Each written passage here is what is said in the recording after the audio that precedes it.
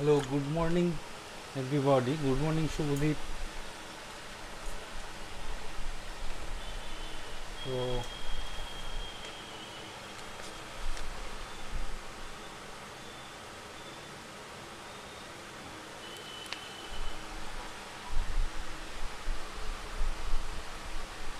can I start? Please, Shubhadeep, please tell other to join, okay?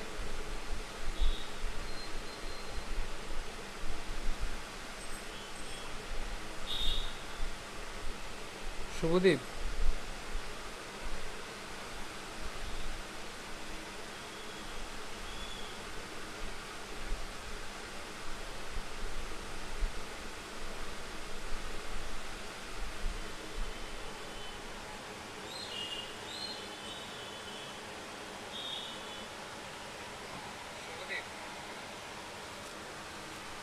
so today okay, good evening.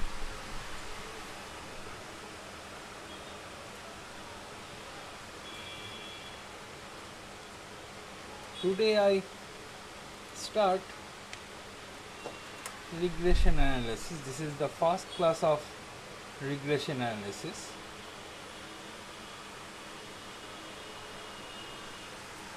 So,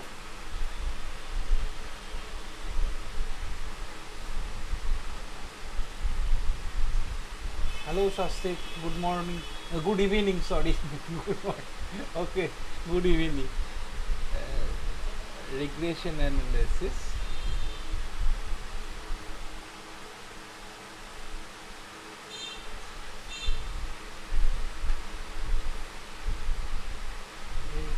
Good evening, Shampurna.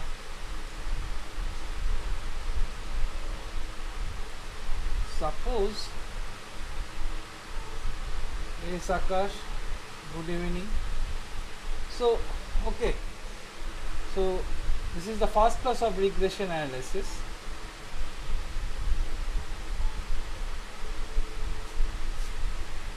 Suppose the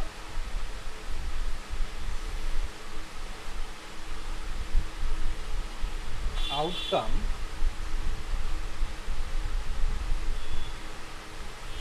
of any process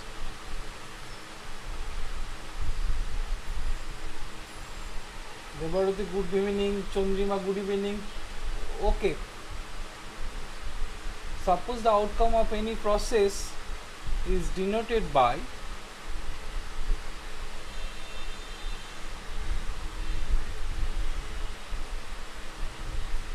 a random variable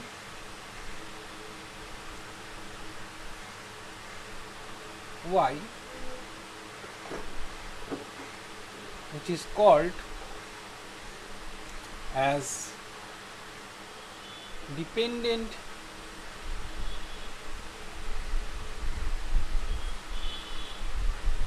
or study variable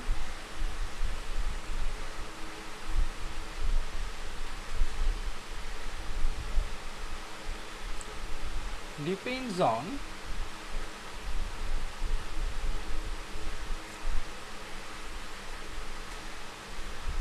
k independent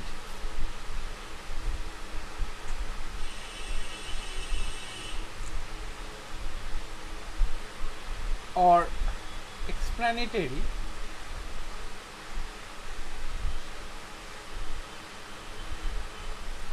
variables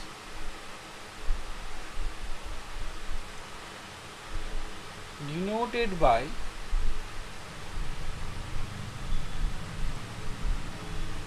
x1, x2, xk. Suppose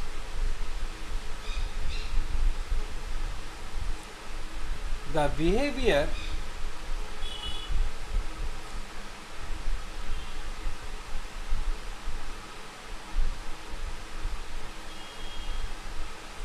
of y can be explained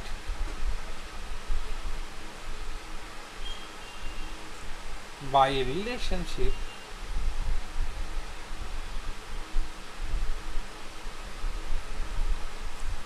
given by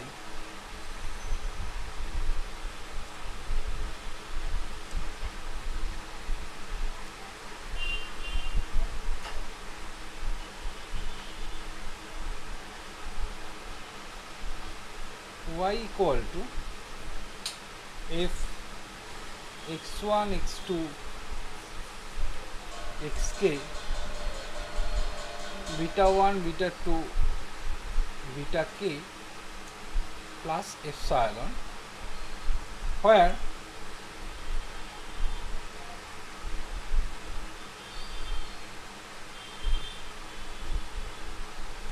f is some well-defined function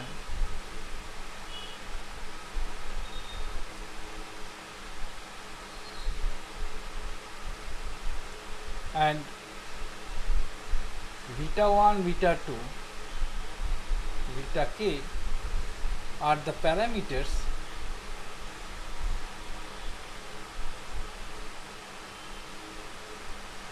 which characterize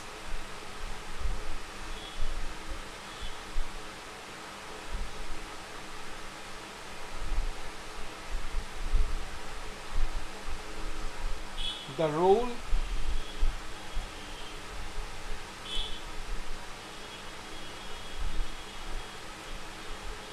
and contribution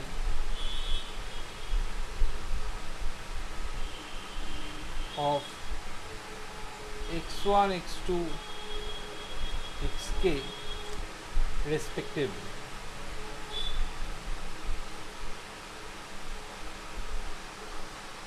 The term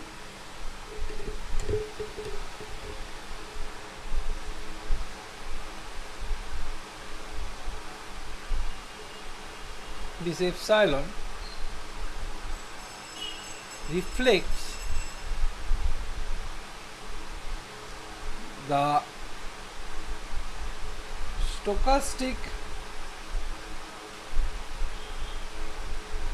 nature of the relationship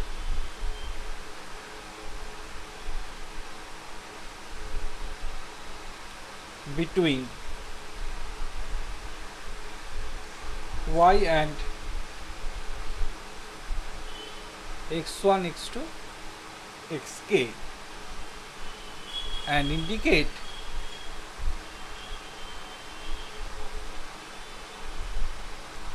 that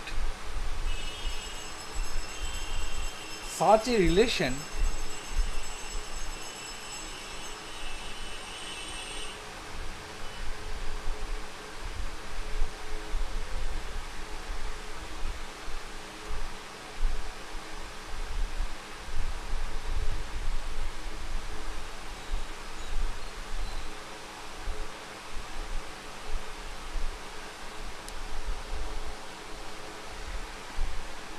such a relationship is not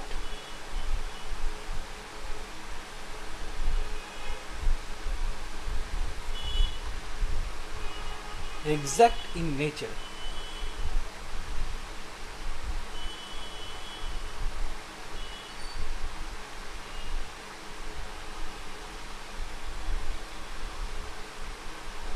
When this epsilon equal to 0, the relationship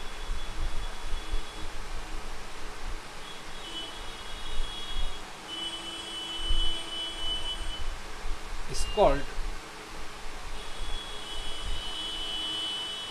the mathematical model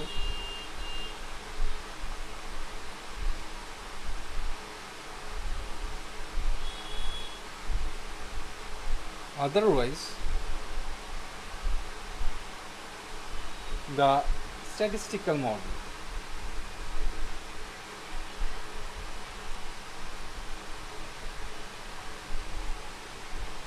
The term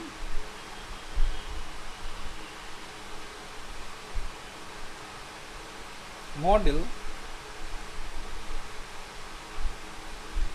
is broadly used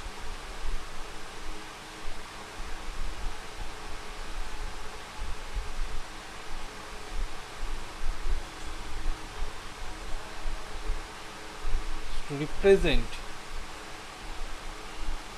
any phenomenon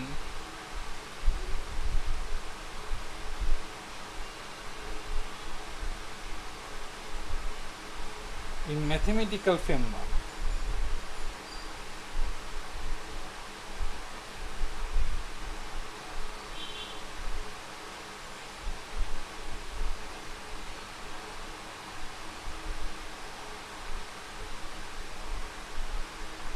A model or relationship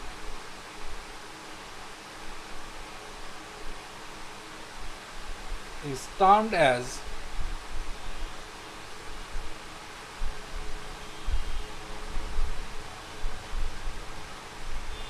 linear if it is linear in parameter. We already know from the class of linear model. Linear if it is linear in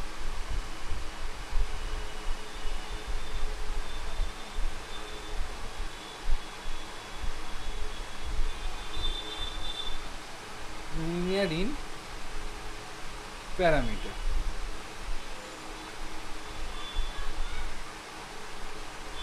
And non-linear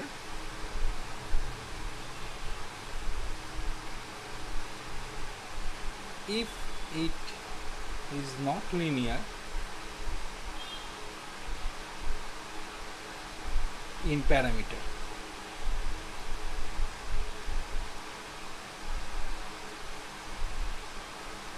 In other words,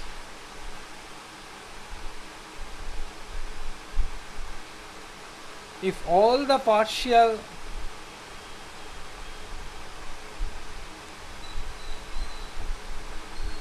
derivatives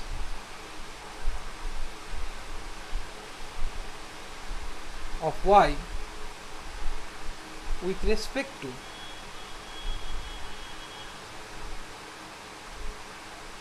each of the parameters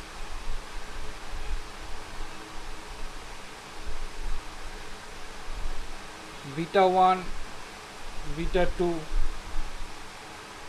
beta k are independent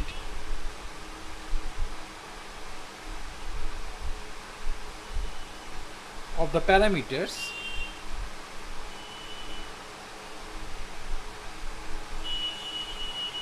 then the model is called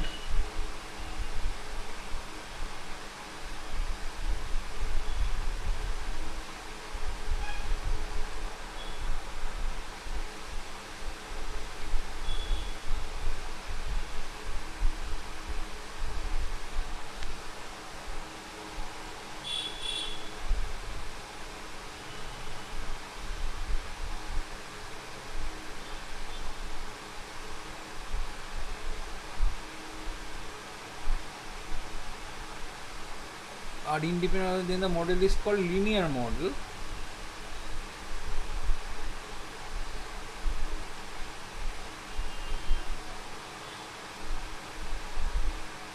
And if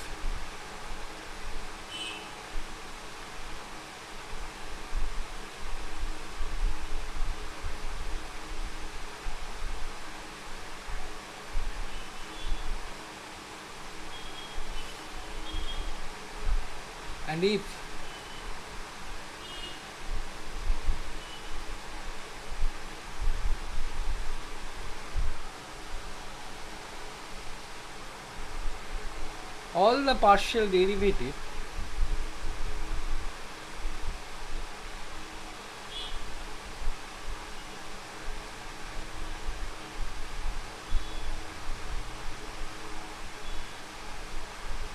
of y with respect to each of the parameters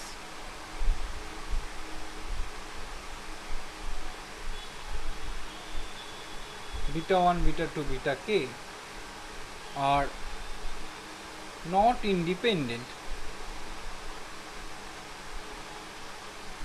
of the parameters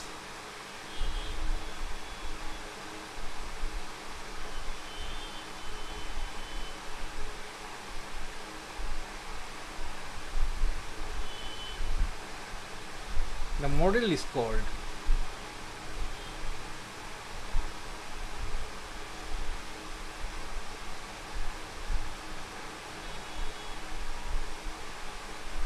as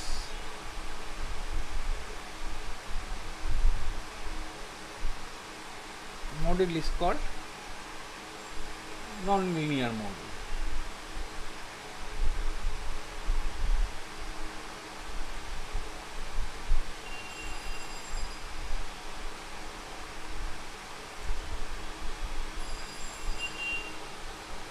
For example,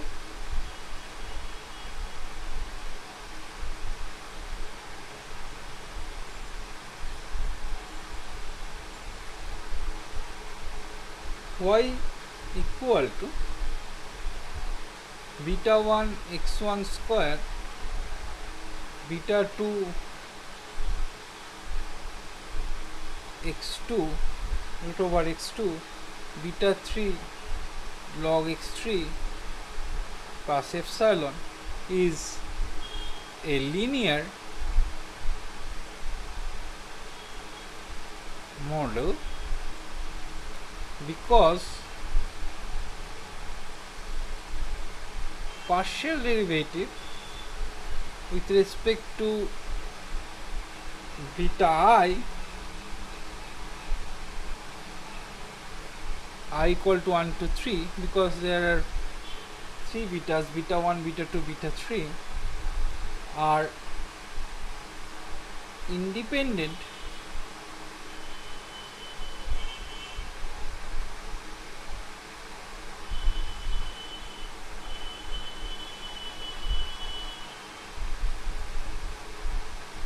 of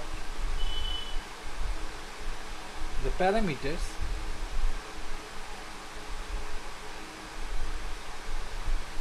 beta I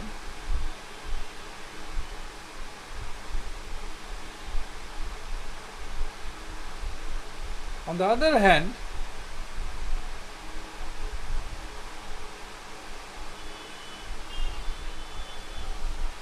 The parameters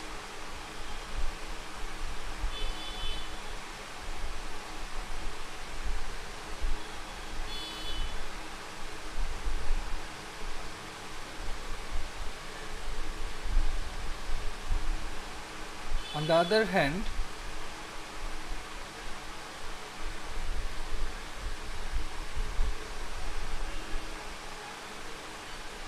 y equal to beta 1 square x1, beta 2 x2, beta 3 log x plus epsilon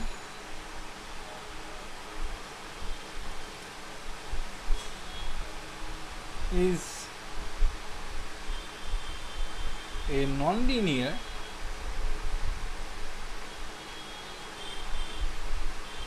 model because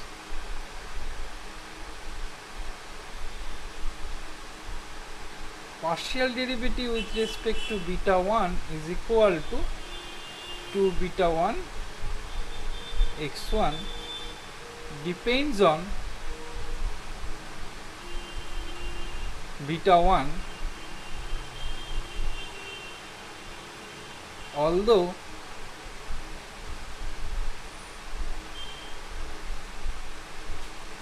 partial derivative with respect to beta 2 and partial derivative with respect to beta 3 are independent of any of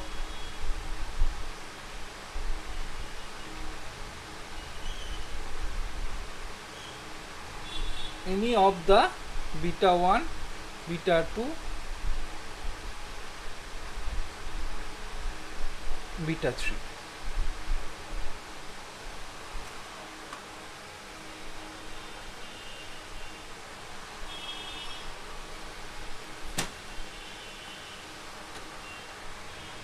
Okay, so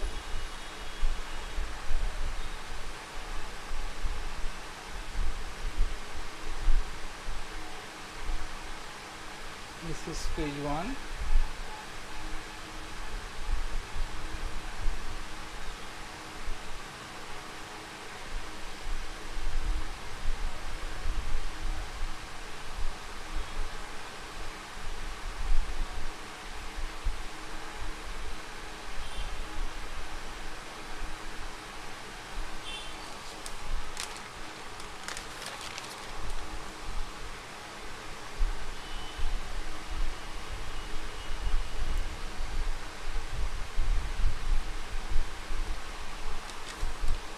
When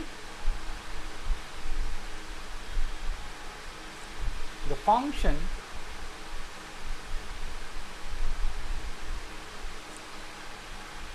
f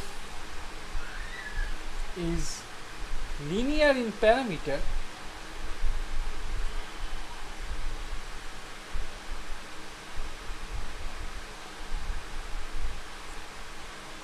then y equal to f x1 x2 xk beta 1 beta 2 beta k plus epsilon is called a linear model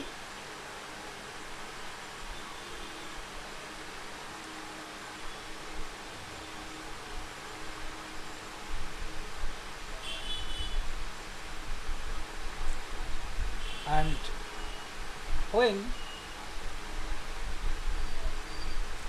the function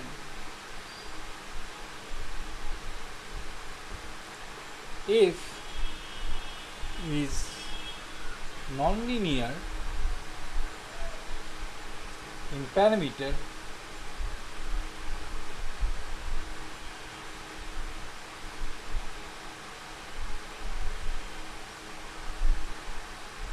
then it is called a nonlinear model. In general,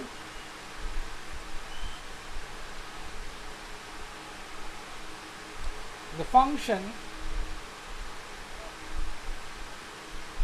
f is chosen as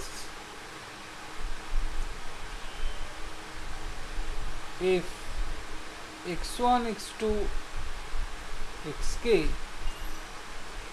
beta 1 beta 2 beta k is equal to beta 1 x1 beta 2 x2 beta k xk. To describe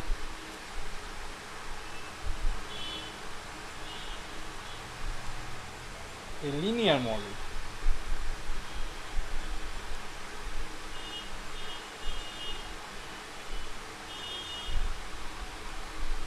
since x1 x2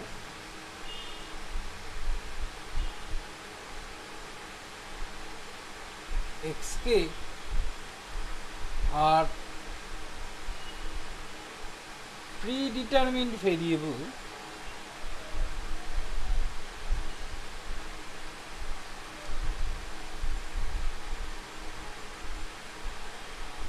and y is the outcome,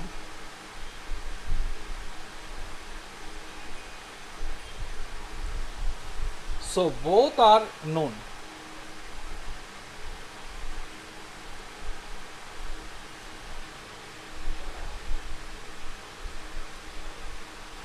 Thus, The knowledge of the model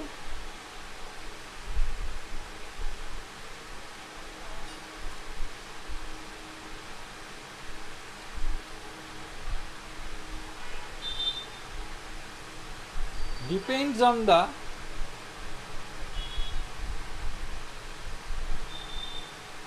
knowledge of the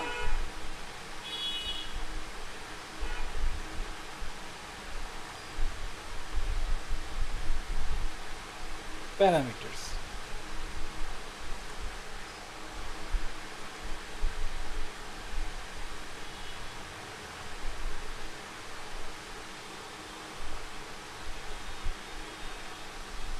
To statistical linear model,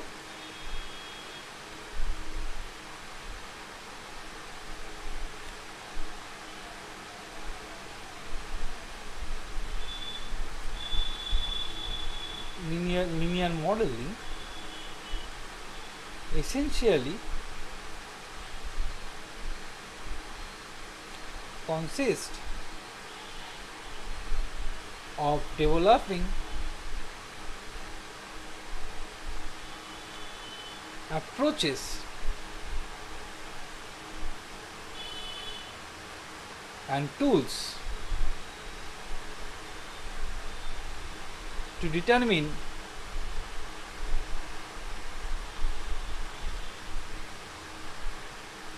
beta 1, beta 2, beta k.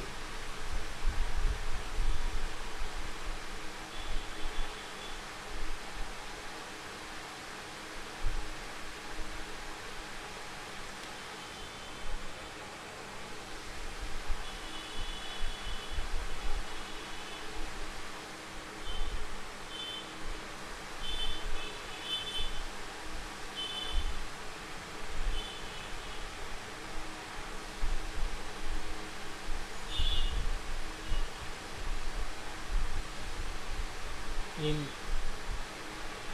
the linear model.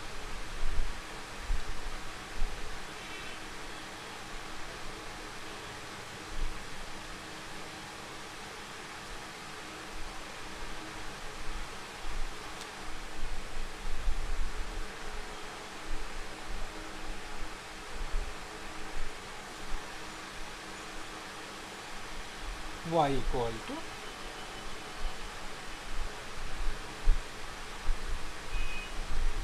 beta 1 x1, beta 2 x2, beta k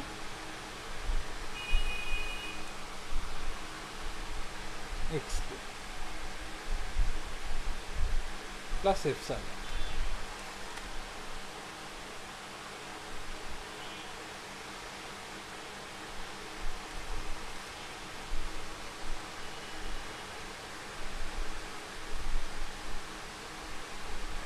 Given the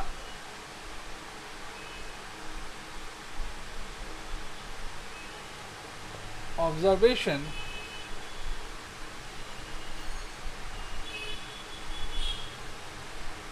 on y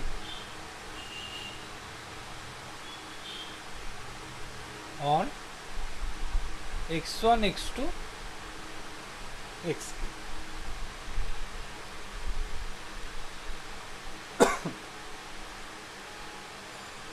We can use method of maximum likelihood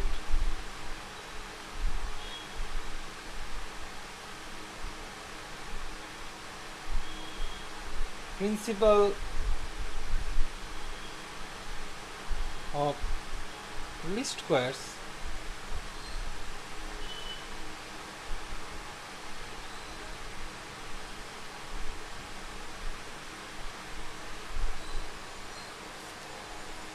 method of movements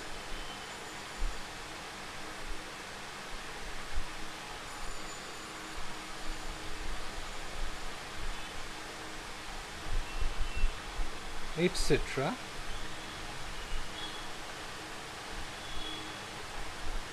can be employed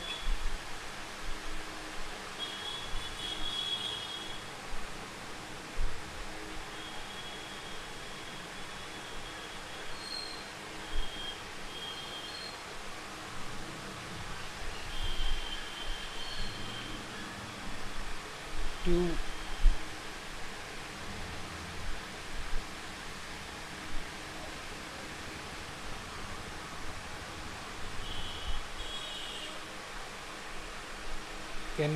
can be employed to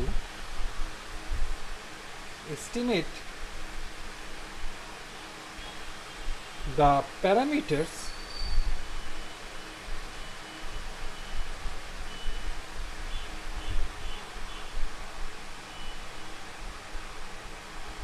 of the model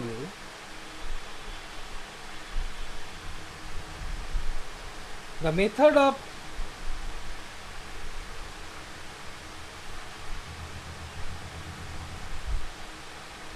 maximum likelihood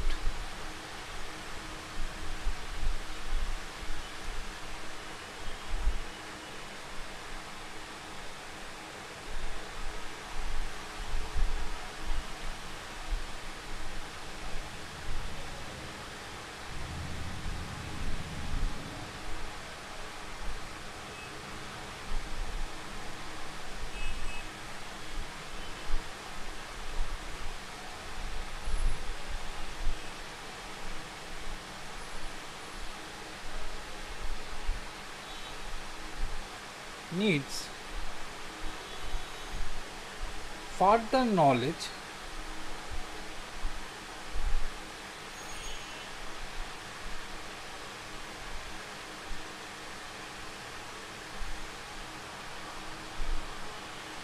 about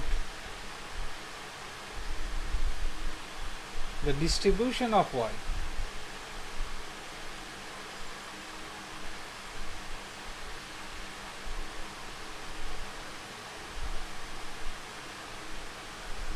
The regression analysis tool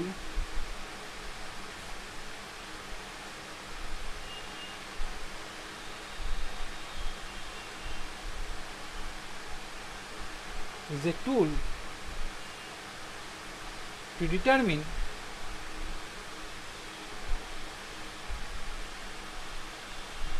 the values of the parameters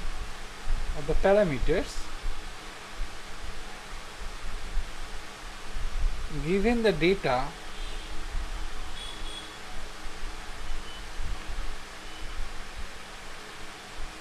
on y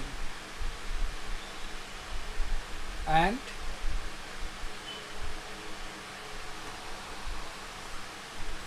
x1, x2, xk.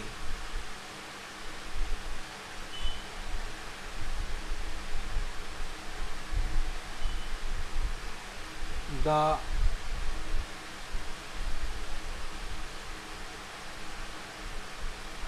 literal meaning of regression is to move in backward direction.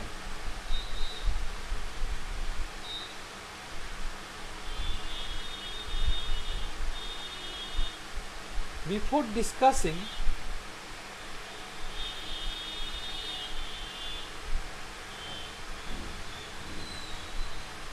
and understanding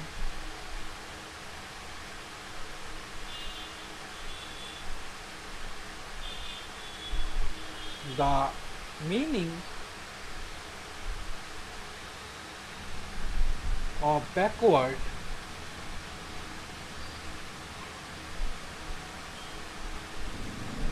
direction,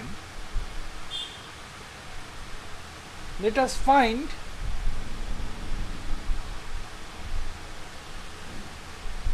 which of the following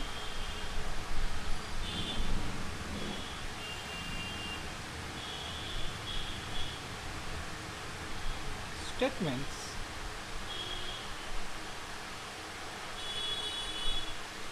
is correct. Statement 1 says model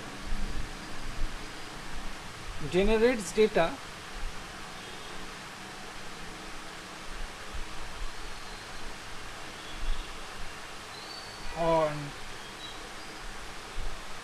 statement 2 says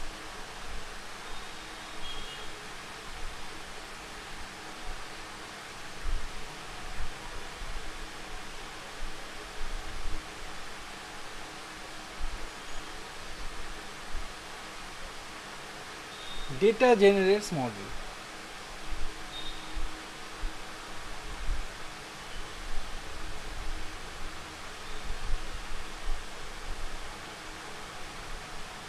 Obviously,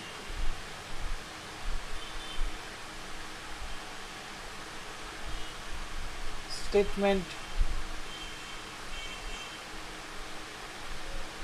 1 is correct.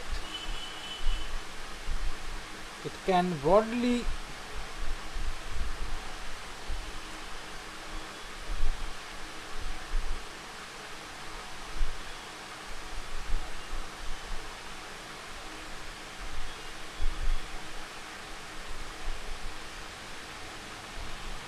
it can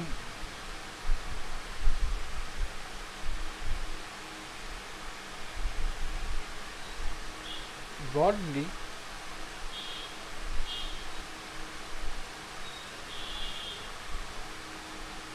thought that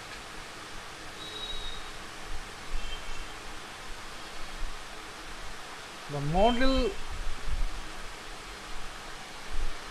exists in nature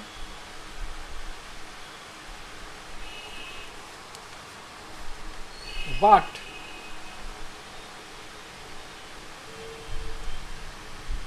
is unknown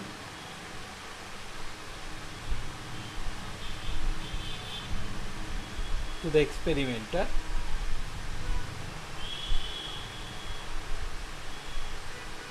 When some values to the explanatory variables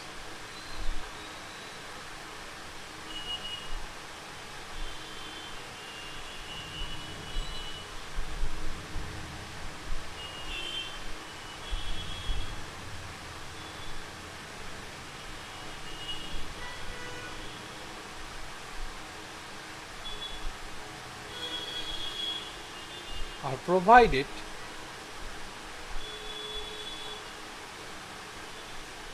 then the values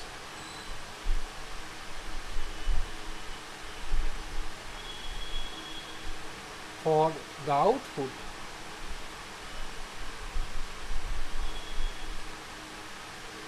or study variable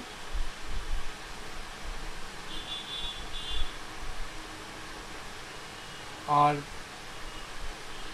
generated accordingly.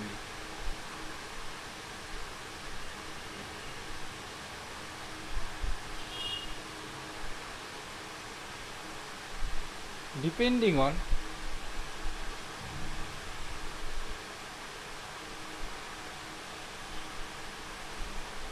the form of the function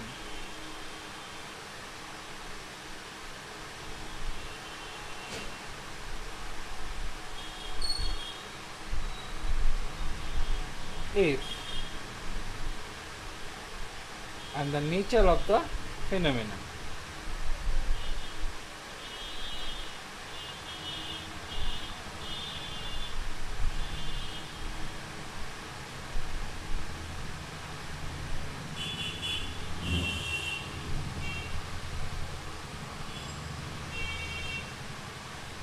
So, ideally, the pre-existing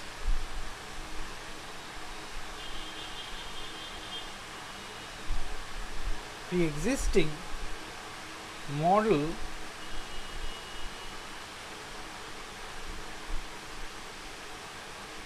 gives rise to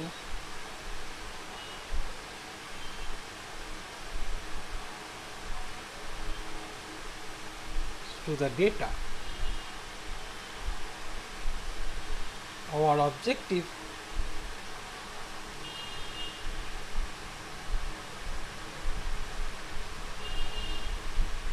is to determine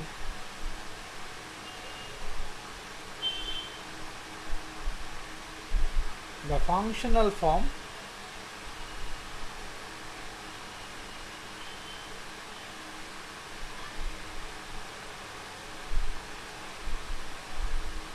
of this model.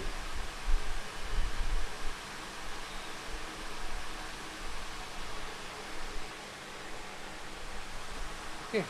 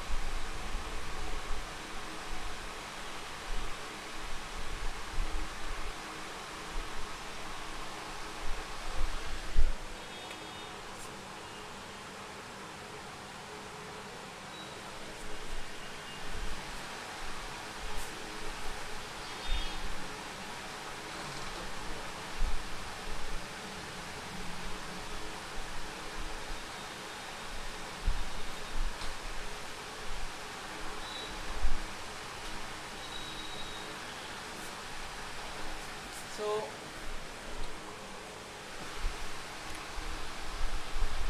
and I'll go to the next page.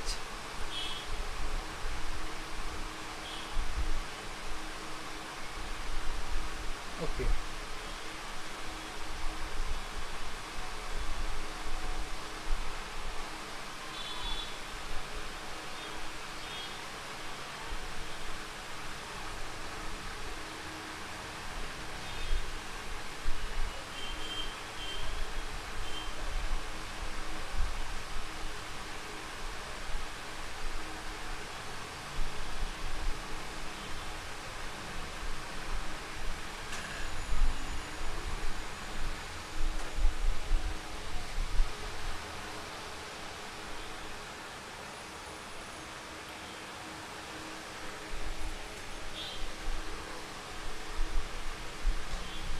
So the last sentence is, our objective is to determine the functional form of this model. Then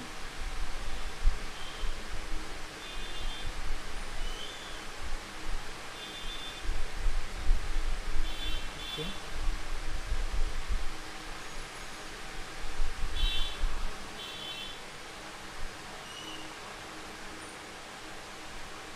Now we move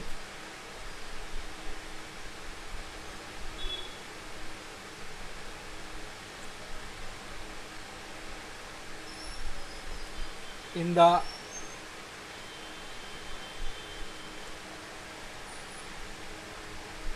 backward direction.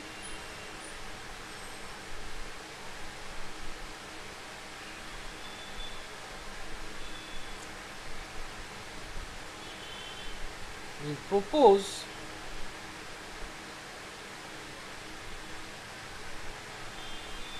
to first collect the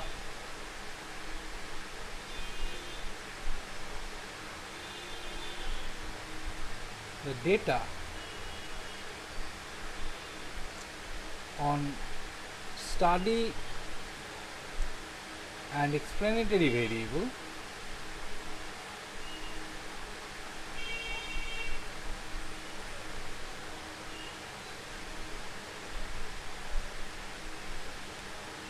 then we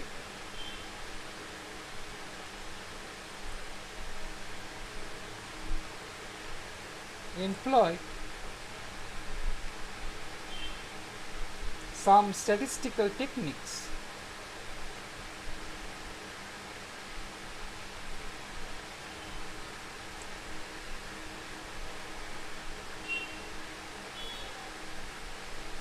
and use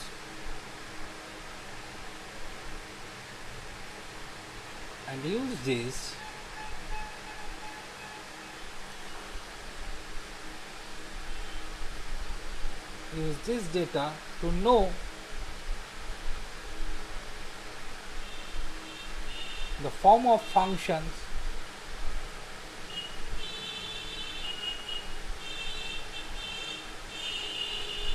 if equivalently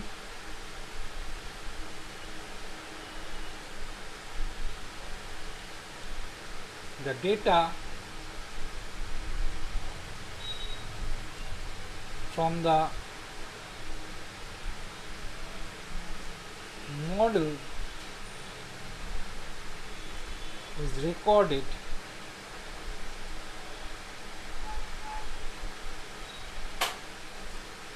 first and then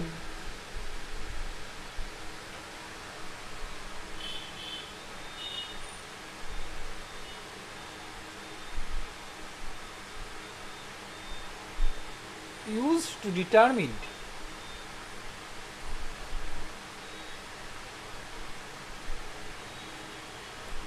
the parameters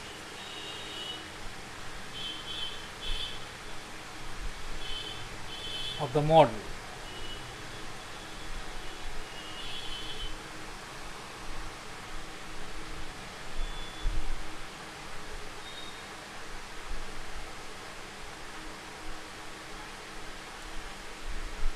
The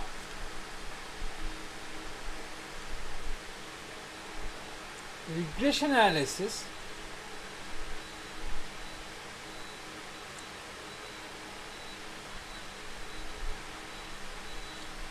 is a technique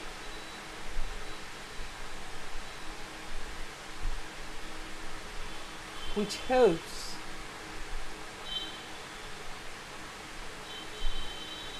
in determining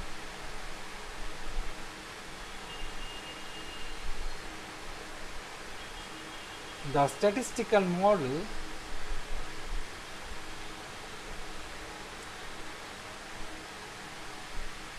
by using the data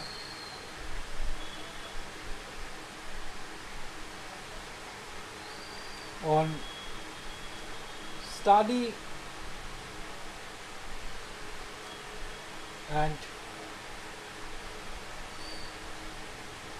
explanatory variables.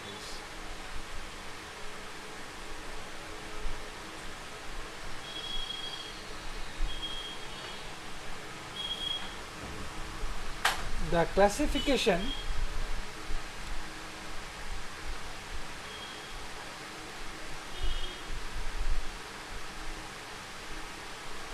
of linear and nonlinear regression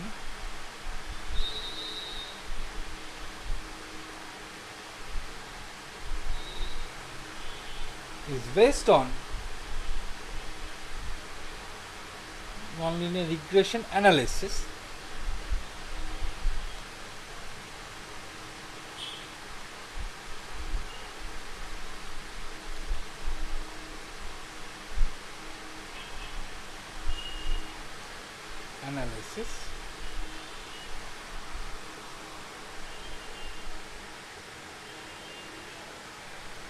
is based on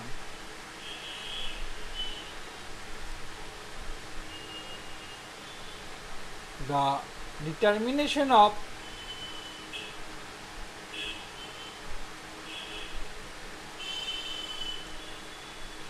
linear and nonlinear models respectively.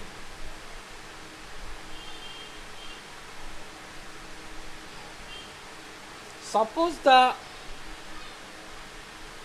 for example, suppose the yield of crop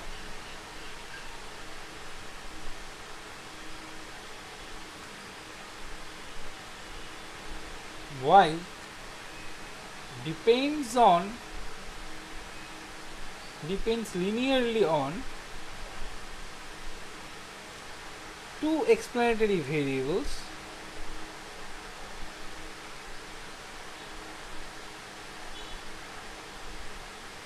namely the quality of a fertilizer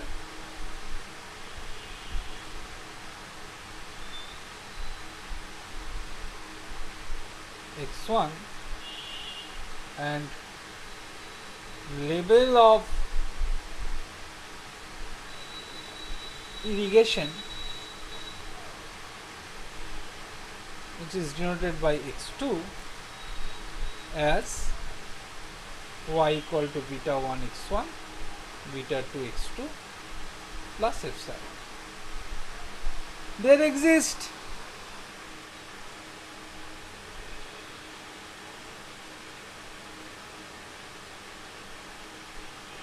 the true value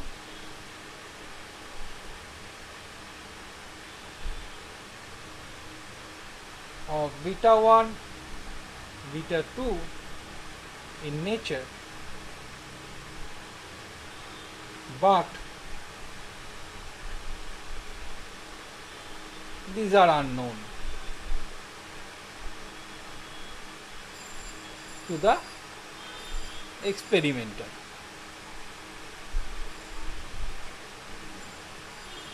Some values of y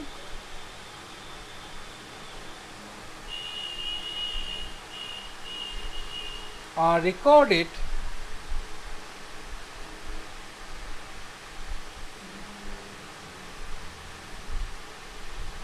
by providing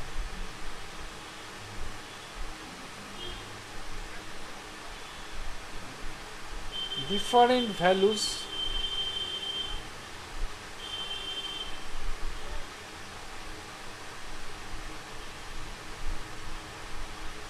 of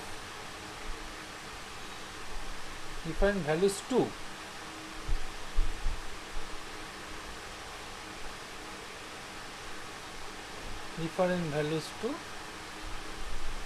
x1 x2. There exist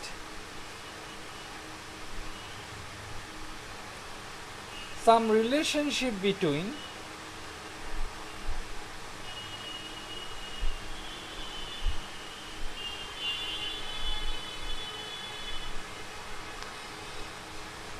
y and x1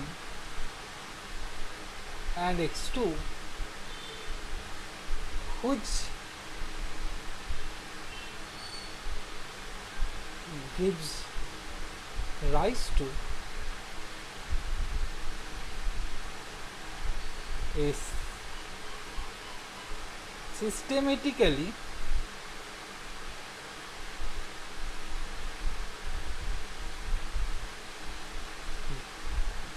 behaved data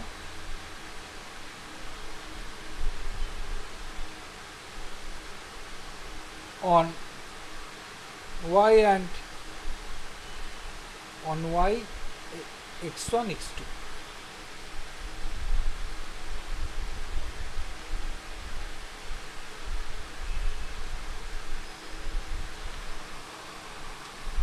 Such relationship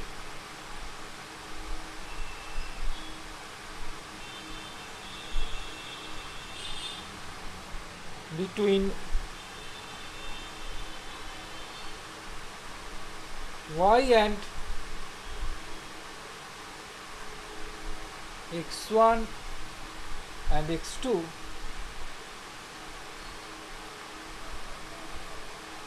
okay, I think it is right in that way. Such relationship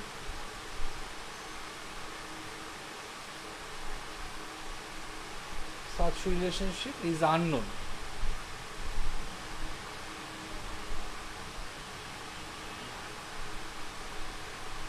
To the experimenter.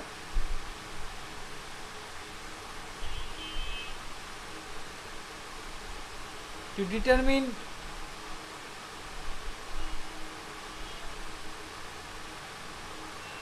the model, we move in backward direction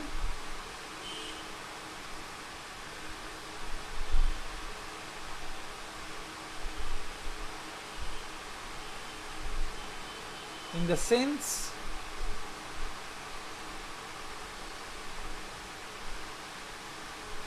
that the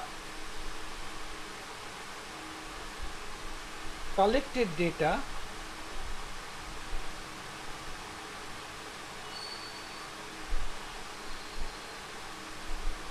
is used to determine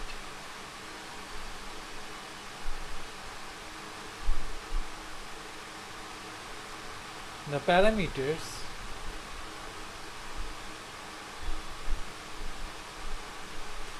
beta 1, beta 2 of the model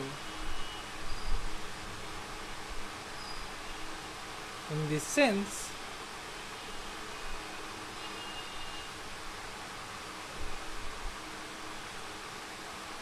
As approach, in this sense, such an approach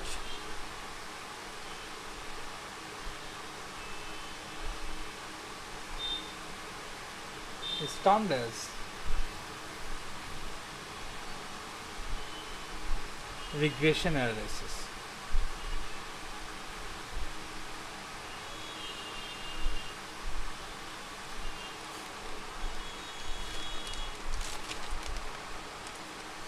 Regression analysis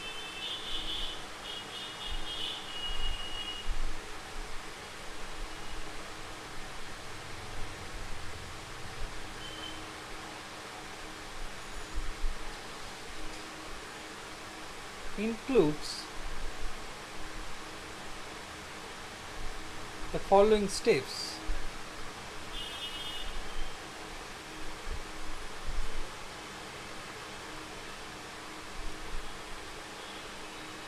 The first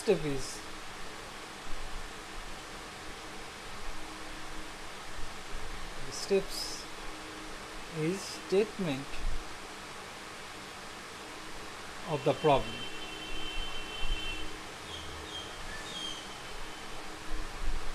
Under consideration.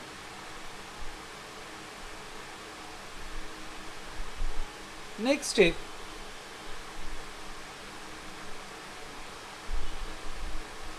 choice of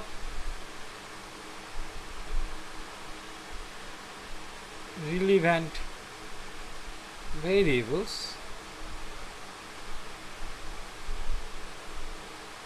Third step, collection of data on relevant variable.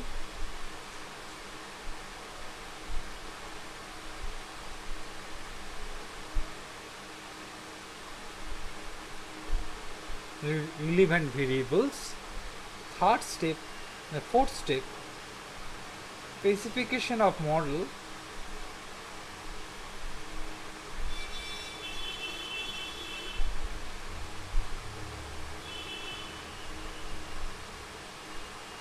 Fifth step, choice of model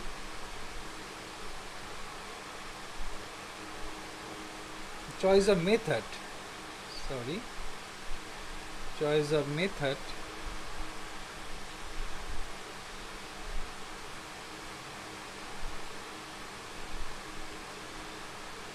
for fitting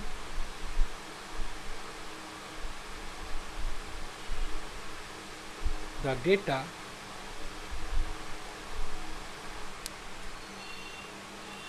next, fitting of model, that is the sixth steps, I think. 1, 2, 3, 4, 5th and 6th. Sixth step is fitting of model.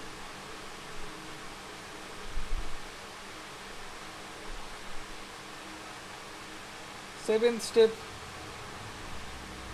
model validation and criticism.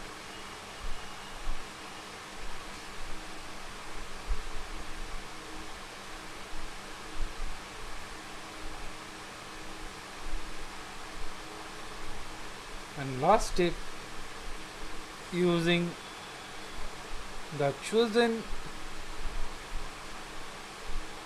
model or models for the solution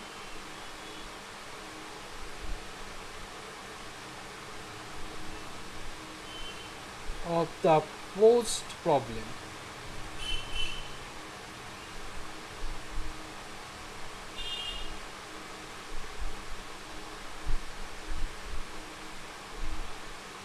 or proposed problem. Okay, these are the steps we will discuss later in detail. So now in the first I consider, this is I think page 4. First I consider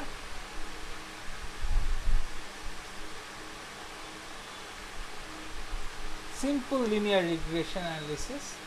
That is, here we only consider one explanatory variable.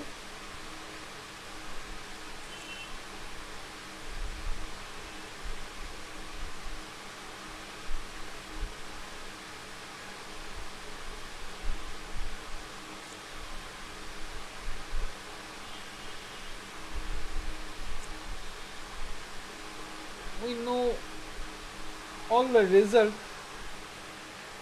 in our undergraduate class. This is about the simple linear regression. We know the model.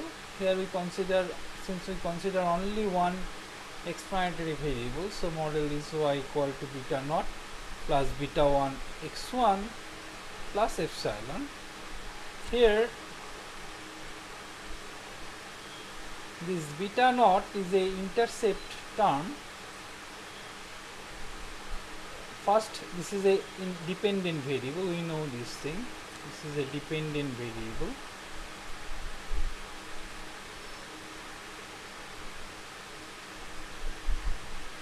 So this is intercept term.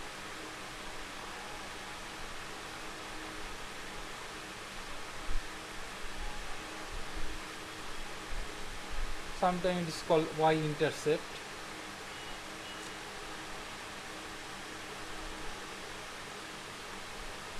This is beta 1. Okay, so this term is regression coefficient or slope of, this is a regression coefficient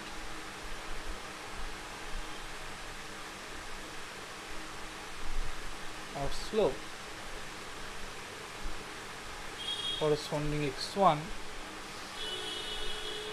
This is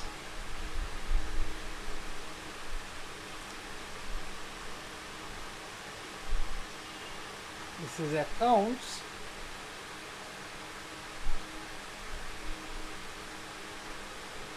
for the failure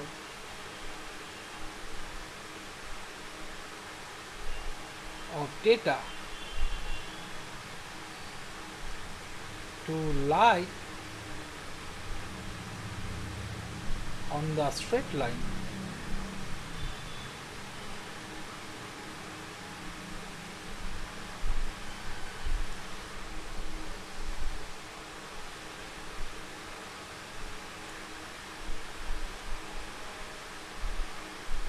And represent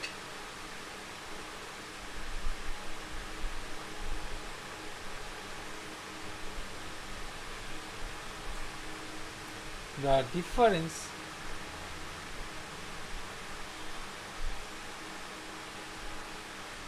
between the true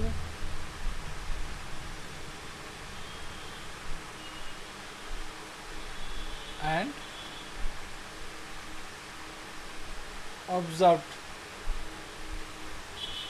realization of y.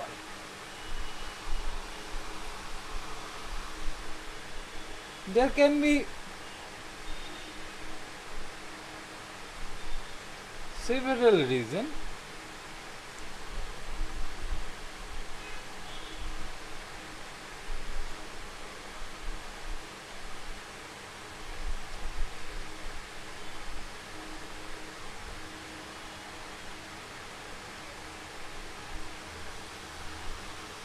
For such difference,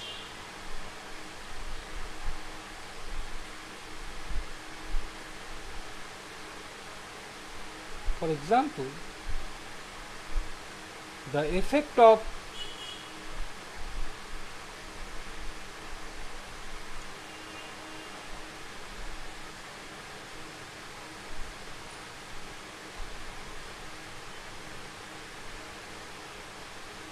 all deleted variables in the model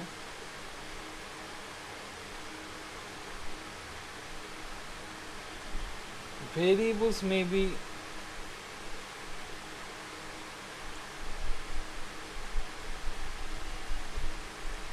qualitative or quantitative,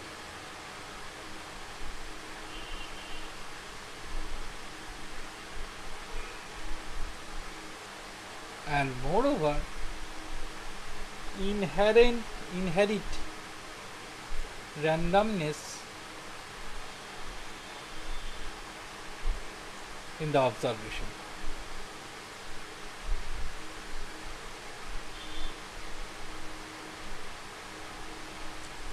So these are the reason error occur. So this is the error term, and we assume that this is a random part, and we know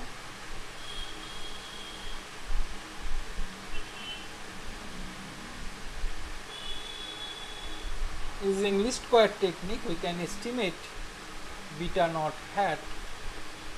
Suppose we have n observations, and then using least square technique we know beta naught hat which is y bar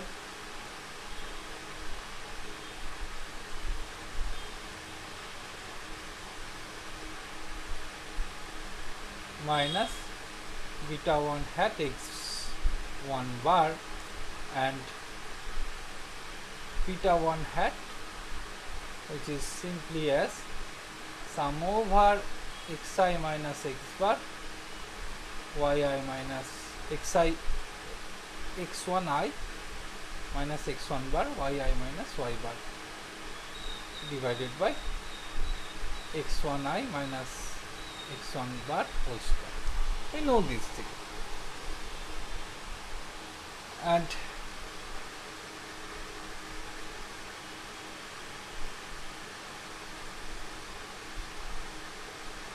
we can write this part as I from 1 to n li yi, where li equal to sum over xi minus x bar is xx.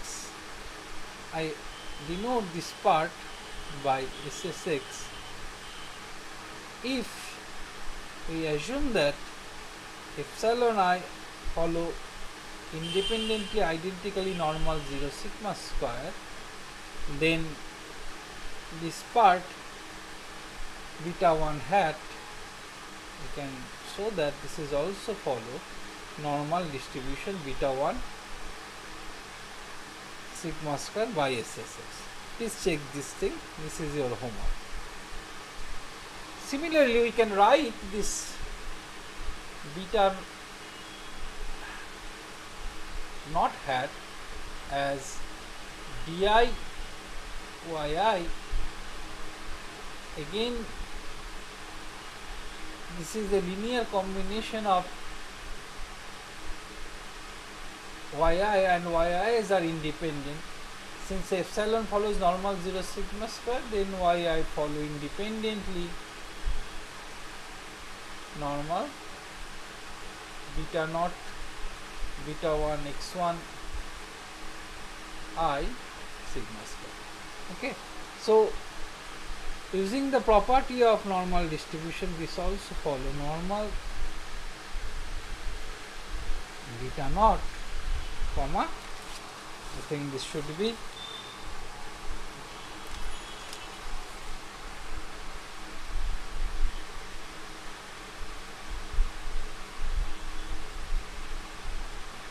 by n plus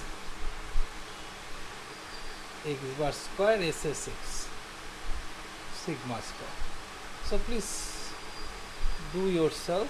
This is another homework. I know you knew all this result, plus just revisit this once again.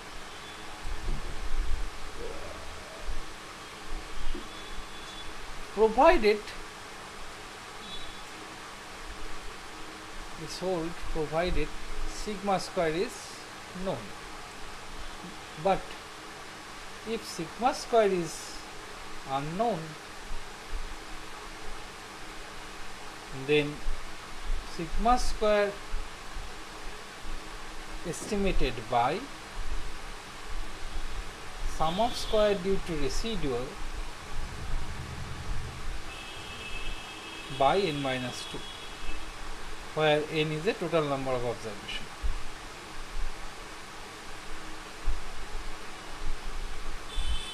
We knew this thing, just verify this part, and this is unbiased estimator of sigma square. This is also unbiased, this is also unbiased. Okay, just verify this part.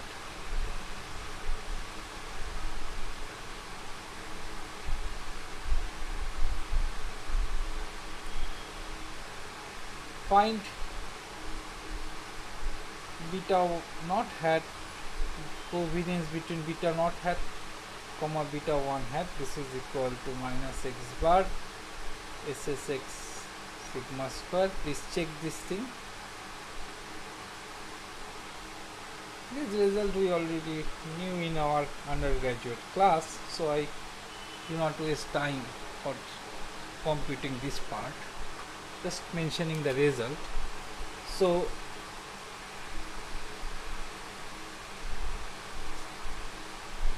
you can, if you want to test H naught beta 1 equal to beta 1 naught versus H1 beta 1 not equal to beta 1 naught, then the test statistics is T statistics, which is equal to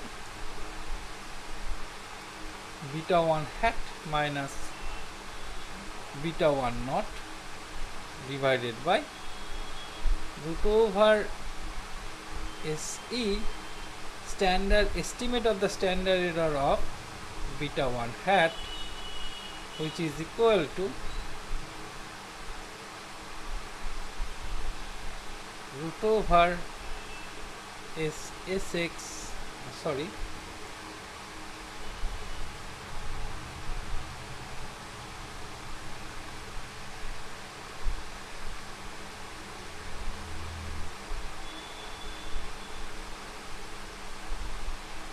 MS residual divided by SSX, where MS residual equal to SS residual by n minus 2. n minus 2 is the error degrees of freedom of residual. Sorry, n minus 2 is the degrees of freedom of residual or error. Okay, so and we reject H naught. This is the critical region if mod t greater than t alpha by 2 at level alpha, t alpha by 2 n minus 2. We reject H naught at level alpha if this, where this thing is called upper alpha by 2 critical, upper alpha by 2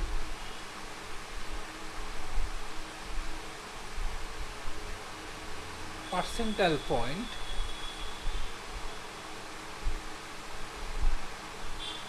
of t distribution with n minus 2 degrees of freedom. Similarly,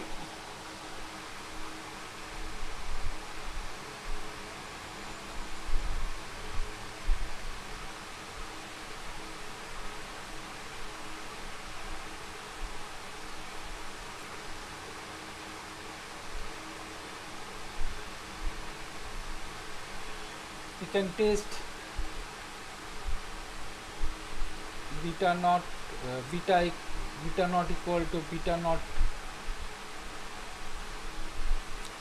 Okay, this is beta naught. Okay, so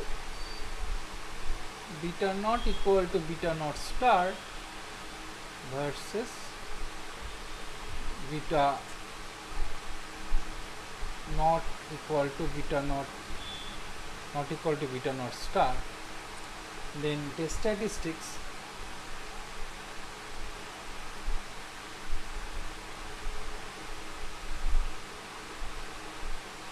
t, this is equal to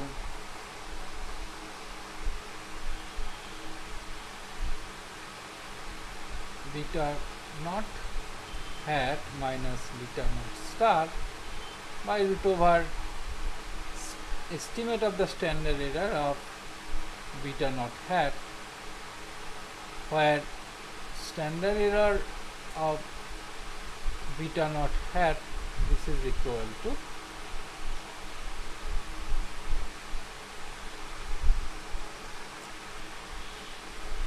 one by n plus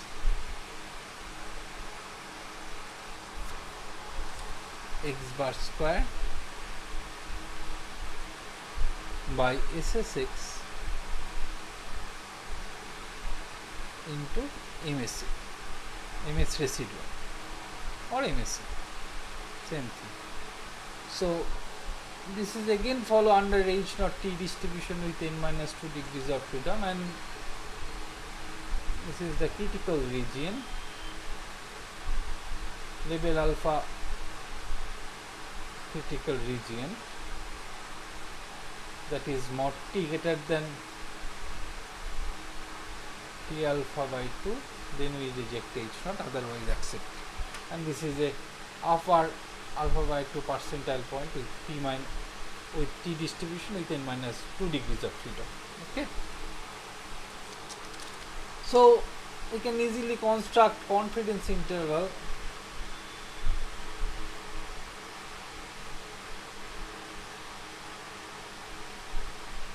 for beta naught beta 1 using this distribution. Please do it yourself.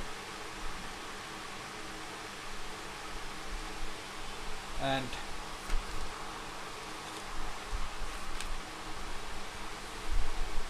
next portion is, suppose we want to predict, that is a prediction of average value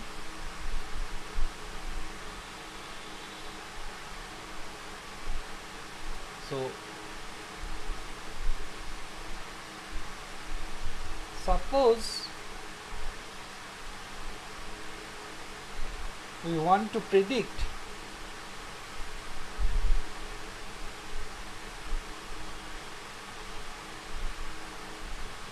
the value of expectation of y for given values, for given value of x is equal to x naught, that is mu hat y given x naught, this is equal to b naught plus b1x, and you can easily check that expectation of mu hat y x naught, this is nothing but a beta naught beta 1 x, and variance of mu hat y x naught, this is equal to sigma square 1 by n x naught minus x bar whole square SSX. So please check when sigma square is known. If sigma square is unknown, then estimate of variance of mu hat y given x naught, this is nothing but a ms residual 1 by n plus x naught minus x bar whole square by SSX. Therefore, the confidence interval 1 minus alpha 100 into 1 minus alpha % confidence interval for mu y x naught is mu hat y x naught minus t alpha by 2 n minus 2 into root over this ms residual into 1 by n x naught minus x bar whole square SSX y hat mu hat y given x naught plus t alpha by 2 n minus 2 ms residual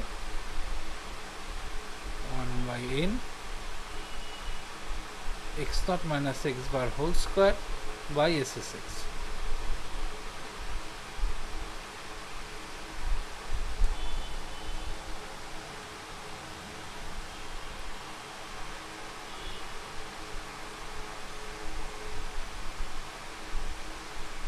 Using the distributions of mu hat y x naught when sigma square unknown, and we know this follows t distribution with n minus 2 degrees of freedom. Using this fact, we can find this confidence interval for mu y given x naught. Okay, so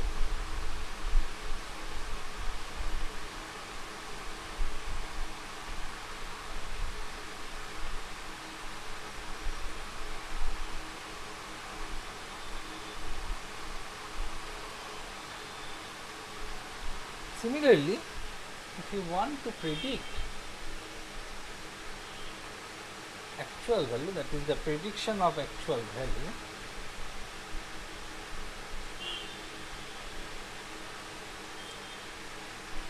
I start with if x naught is the value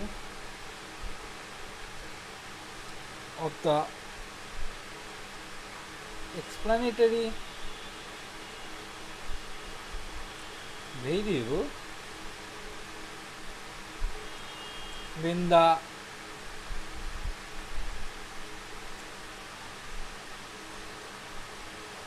actual model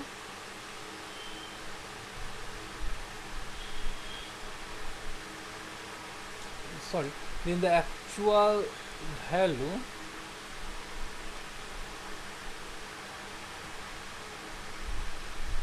predictor of y is y hat naught b naught b1 x naught. The true value of y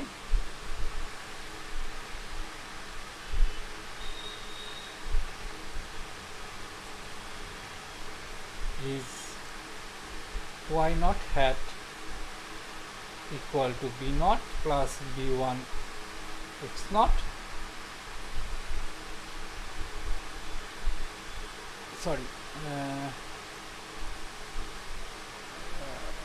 This is not the true value of y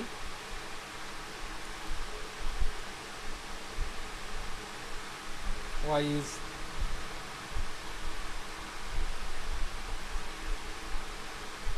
y naught beta naught plus beta 1 x plus epsilon naught. This epsilon naught indicates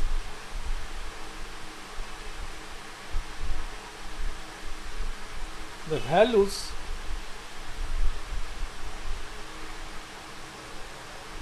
the value, not values, indicates the value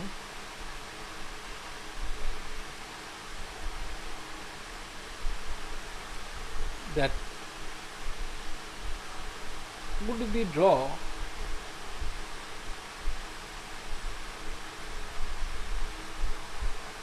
drawn from the distribution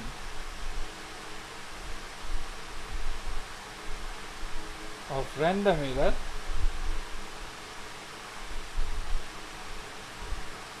in the prediction period.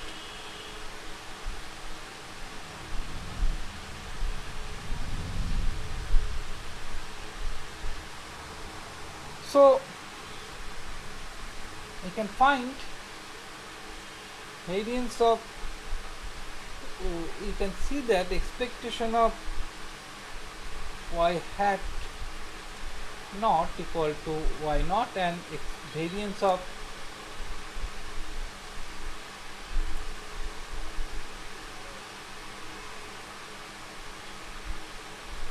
y hat naught, this is equal to 1 plus 1 by n x naught minus x bar whole square by ss into sigma square, and estimate of this is 1 plus 1 by n x naught minus x bar whole square by ssx equal to ms due to residual. So prediction interval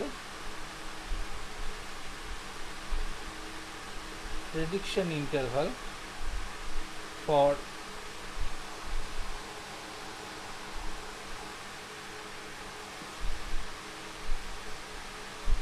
the actual value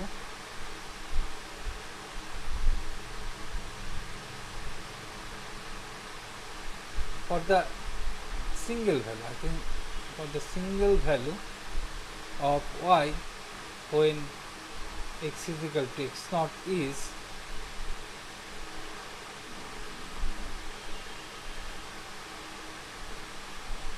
this is equal to y naught hat minus t alpha by 2 n minus 2 root over estimate of the variance of y naught hat plus t alpha by 2 n minus 2 root over variance, estimate of the variance of y naught hat. Okay, so this is the prediction interval of for any single value of y when x is equal to x naught. So next part is goodness of fit.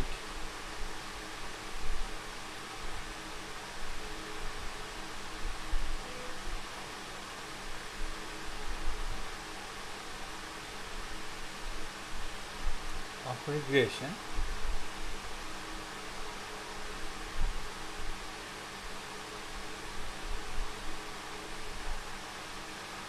It can be noted that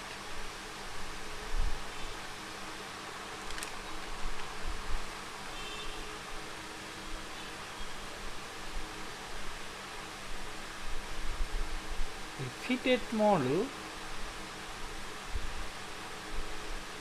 can be said to be good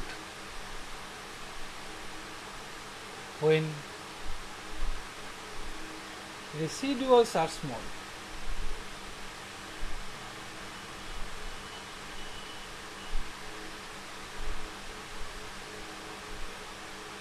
Since SS due to residual, the expression of SS due to residual is, we know this thing, this is summation I from 1 to n ei square, where ei is nothing but a yi minus yi hat whole square. Okay, this is the expression of SSC residual. Is based on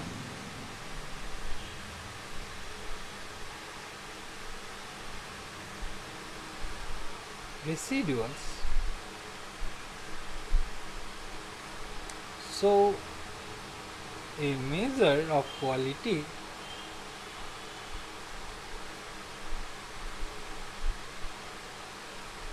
of fitted model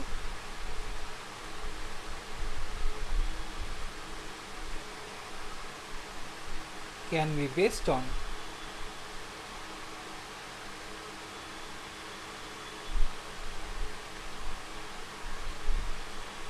SS due to residual when intercept term is present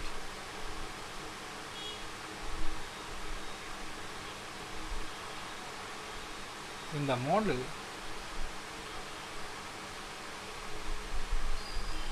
A measure of goodness of fit of the model is given by r square equal to 1 minus SS due to residual by SSY, or you can say this is sum of square due to total SST, sum of square due to total equal to SS due to regression by SSY, because we know SS due to total or SSY, this is nothing but SS due to residual plus SS due to regression, and this part is known as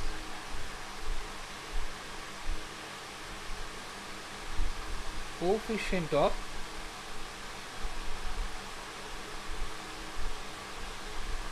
determination.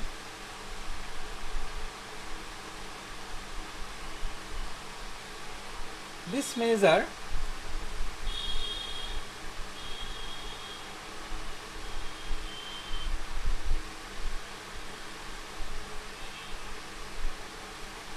is based on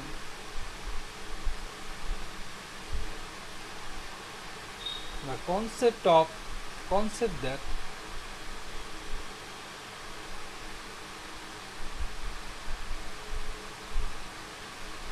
how much radiation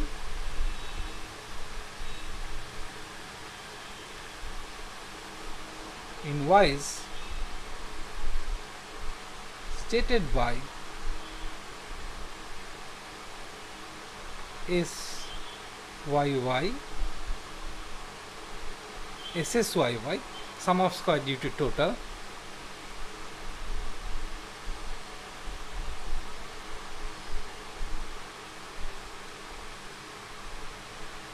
is explainable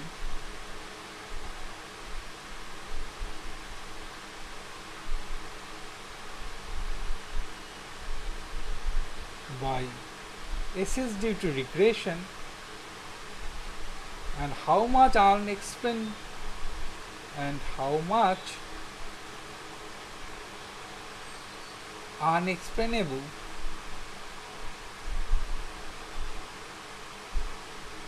part is contained in SS due to regression.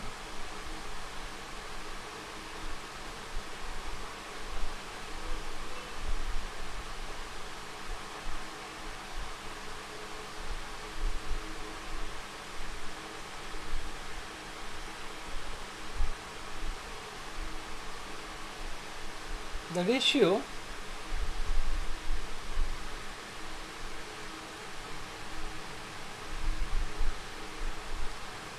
SS due to regression by SS due to total describes the proportion of variability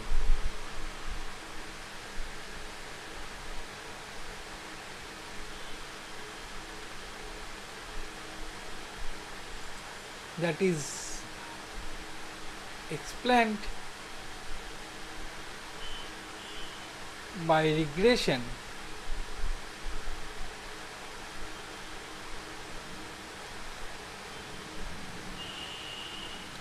in relation to the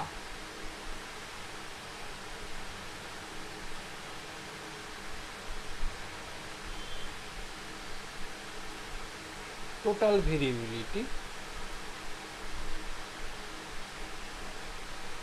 of y. The ratio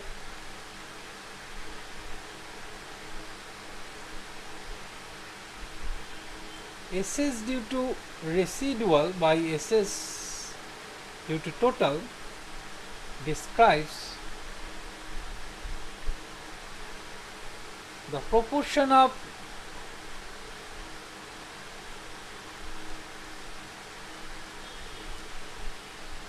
variability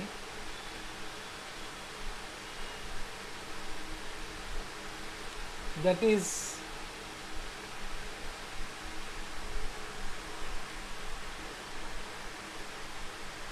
not covered by the regression. R square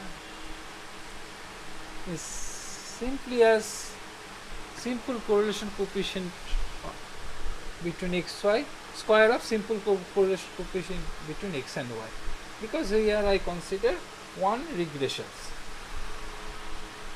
So this is all for simple linear regression.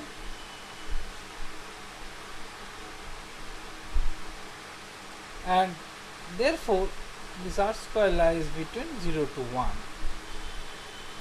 and R square tending to 1 indicates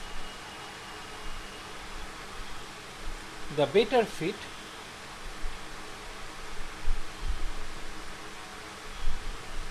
and R square tending to 0 indicates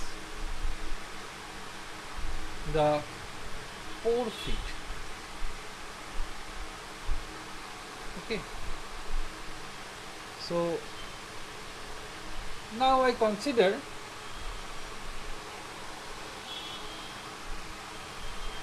this income data set.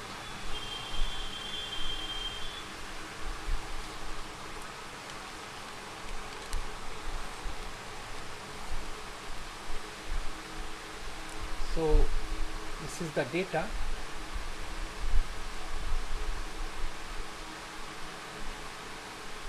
Please hold.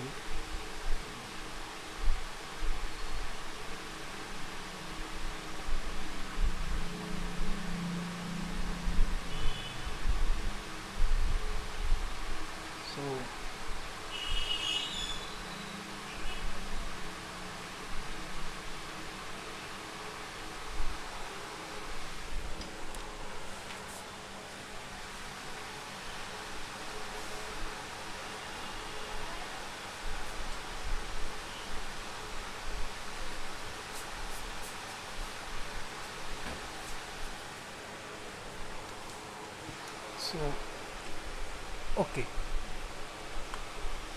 so this is the data set. Okay, you see this thing. So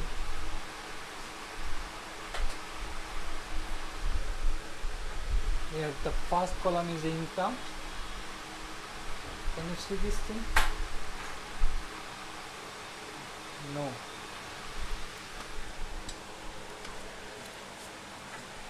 Okay. So this is the first column, income, and second column is happiness. I consider this data set. So there are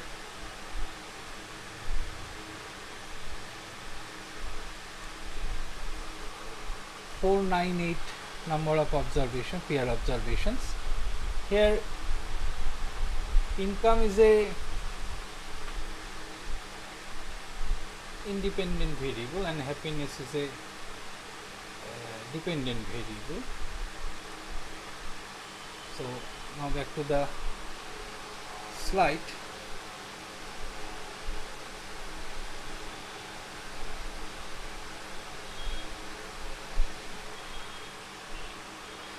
So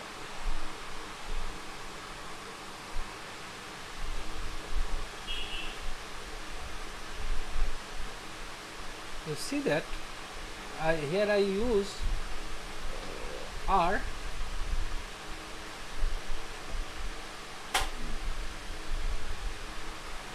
So this is the R comment.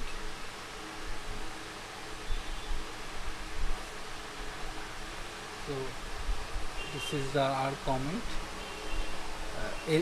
I think you know this thing, ln happiness. This is a dependent variable called income, and I use data dot income data. And if you summarize this result, income happiness dot ln, then you get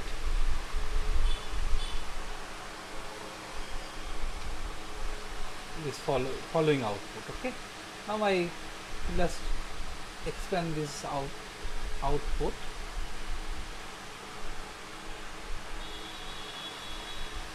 So this output table, this output table first repeats the formula. Okay, I think it is better if I use different color. So this output table first repeats the formula that was used to generate the results call. Then summarize the model residuals, which give an idea of how well the model fits the real data. Okay. Next is the coefficient table. The first row, this is a y-intercept, and second row is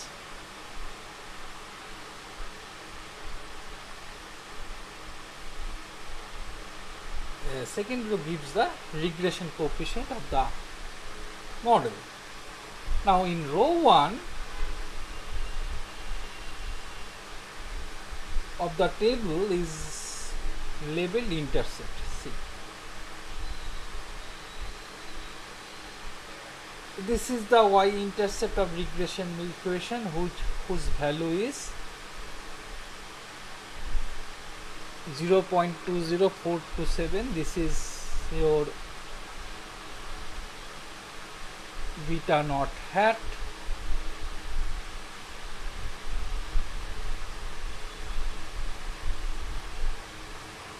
and this is the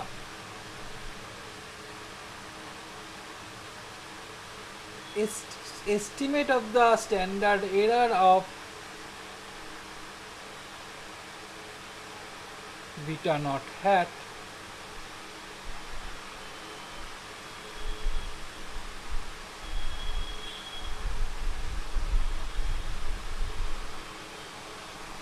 and this is a t value of the t statistics. Actually here this statistics corresponding to, if when you want to test beta not equal to 0, the corresponding value of the test statistics is this 2.299, and this is a p value.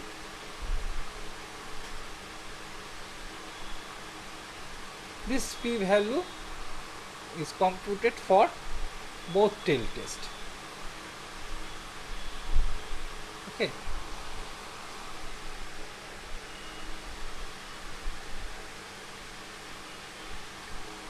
And the second row of coefficient table, I use different color for this, that is income.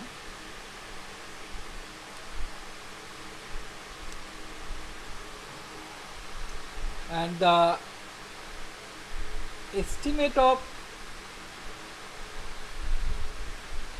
beta 1 hat, that is the estimate of slope, is 0.71383. This means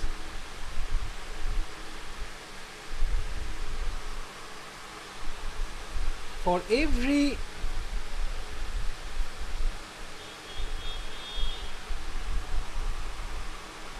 one unit increase in income, where here 1 unit means 1 unit of income means $10,000. So if you increase $10,000 in income, or income is increased by $10,000, there is a corresponding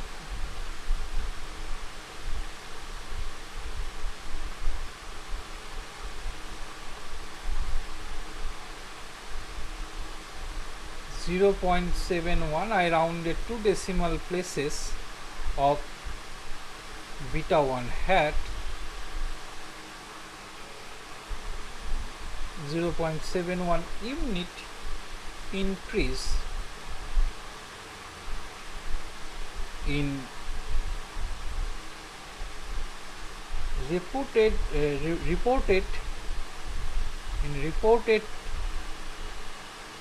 happiness, where happiness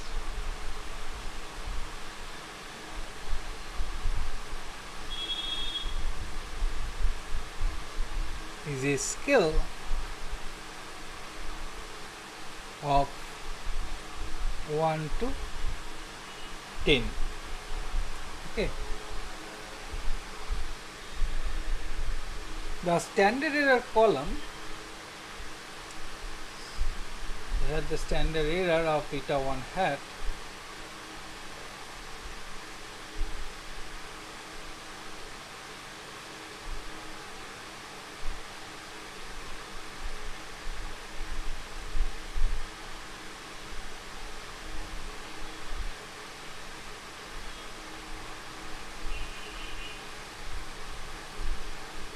.1854. So this is this standard error column. This displays the standard error of the estimates, which I already mentioned. Actually, this standard error means, this number means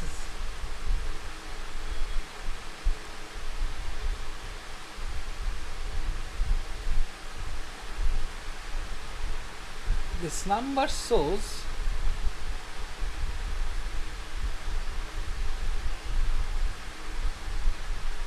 this number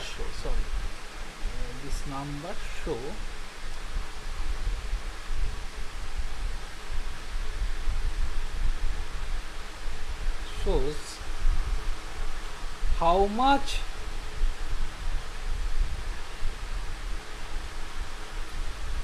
variation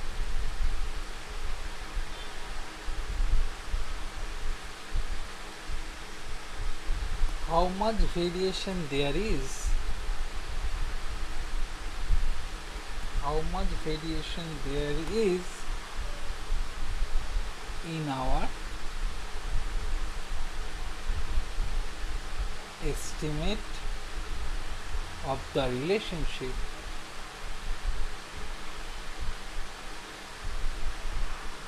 between income and happiness.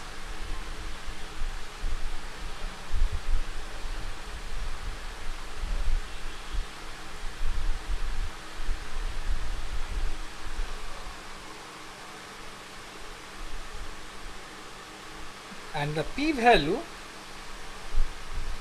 and this is the test statistics, correspond where the null hypothesis is beta 1 equal to 0 and the test statistics is 38.505, and here p-value is computed for both tail test or non-directional test, that is alternative should be beta 1 not equal to 0, and p-value is very small, that means it is highly significant. That means beta 1 is significantly different from 0, and p-value is interpreted as, actually p-value means, this p-value tells us how likely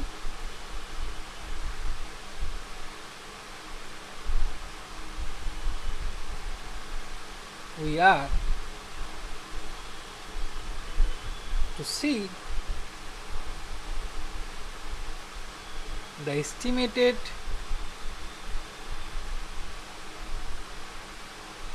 effect of income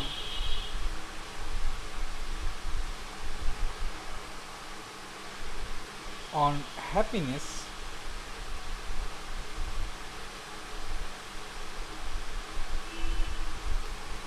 Here p-value tells us how likely we are to see the estimated effect of income on happiness if the null hypothesis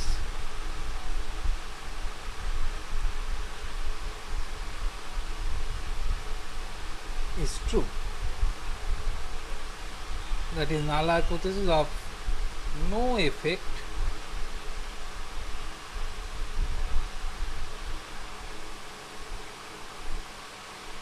were true. Okay, so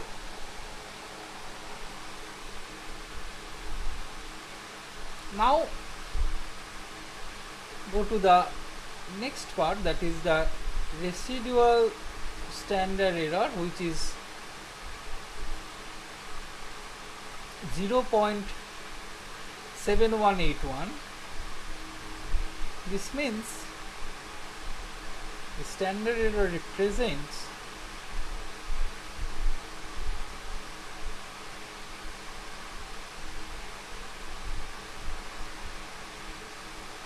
the average distance that the observed value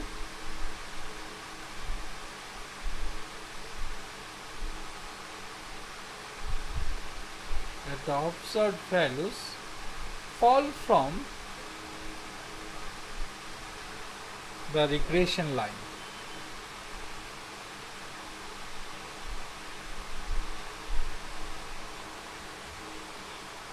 And we know if the standard error is small, this means the fitting is good. Okay, next word is multiple R square.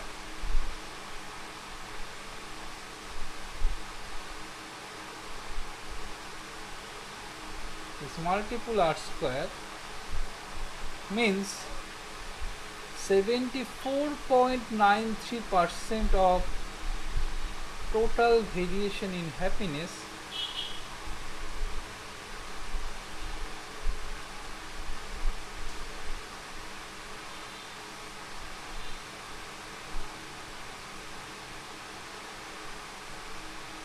is explained by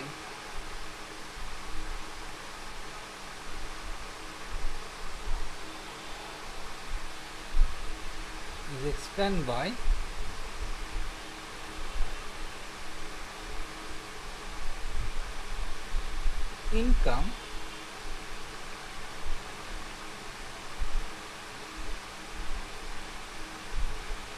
through this regression line. Okay, so and one more thing I want to mention, the intercept term 0.20427, this is interpreted as when income is 0,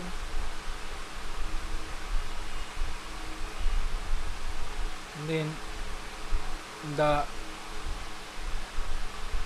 reported happiness is, or estimated happiness is,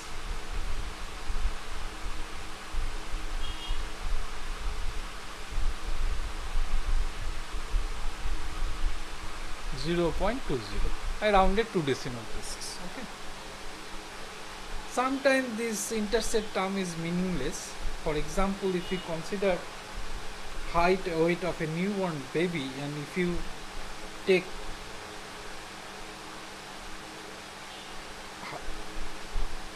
actually if you consider age and weight of a newborn baby, and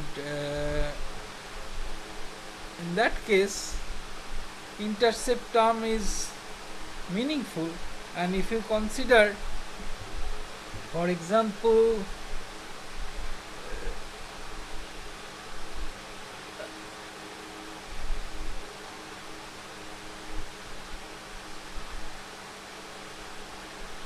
height and weight of a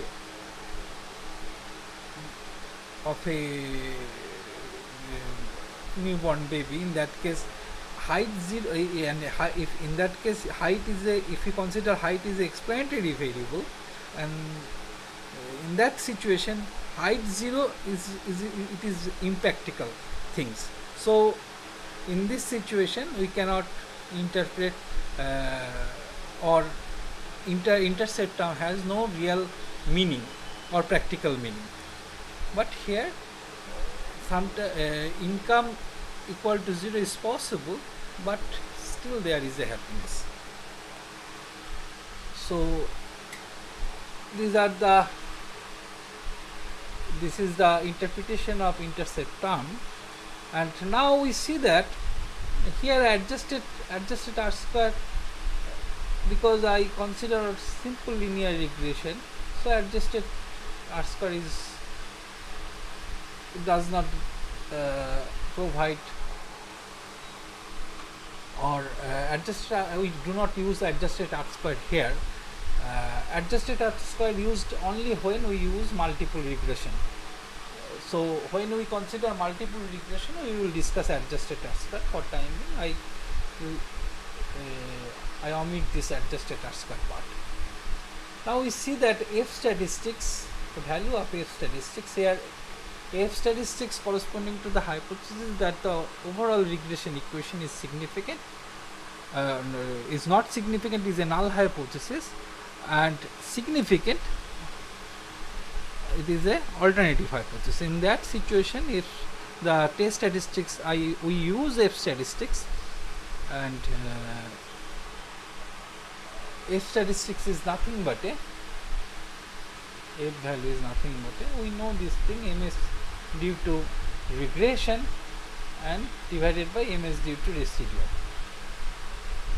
So since it is a simple linear regression, under null this is follow F distribution with 1 n minus 2 degrees of freedom.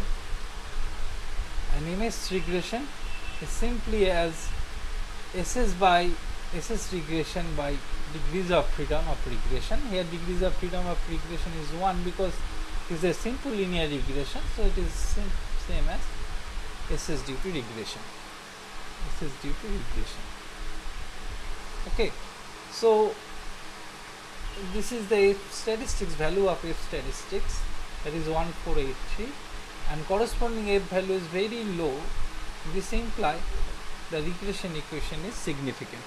Since the value of R squared 0.7493 and it explains 74.93% of total variation of the variation in the happiness.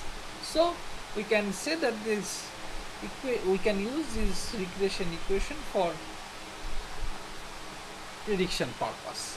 Okay, so our fitting is good, and here the regression equation, this is the regression equation.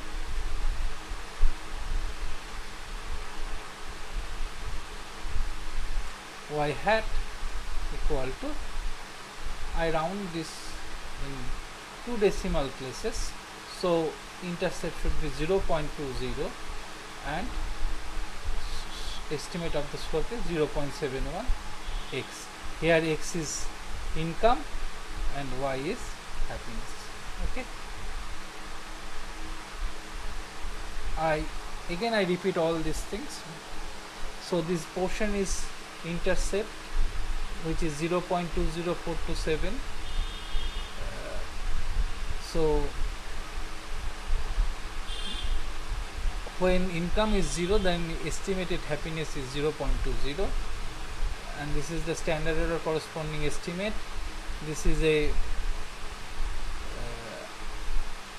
t value corresponding this hypothesis, test statistics, value of the test statistics corresponding to hypothesis beta not equal to 0, beta not equal to 1. This is a p value, and this is the estimate of the slope, and we can interpret this as for every 1 unit increase in income, there is corresponding 0.71 unit increase in reported happiness. Okay, and this is the standard error of estimate of the standard error of beta 1 hat, and this is the test statistics corresponding to null hypothesis beta 1 equal to 0, beta 1 equal to 0, and we computed all the cases, p value for all the cases for both tail test, and since all the p values is less than 0.5, we can say that intercept and income both are significantly different from 0, and moreover p value of overall ANOVA test or overall regression equation, test for overall regression equation, very small, that is 2.2 into 10 to the power minus 16. This E minus 16 means 10 to the power 16, minus 16, 10 to the power minus 16. It is very small, so overall regression equation also significant, and since this regression equation explains 74.93 of total variation in happiness, so we can say that this fitted model is good. So this is the model. We can use this model for estimating happiness using income. Okay, so these are all. So if you have any queries, please tell me.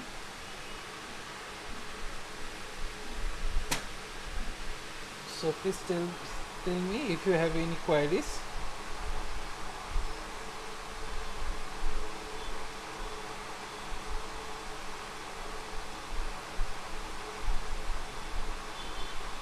So please tell me if you have any queries. I want to stop the class for today. We will meet again coming Thursday at 6 p.m. So please tell me if you have any queries.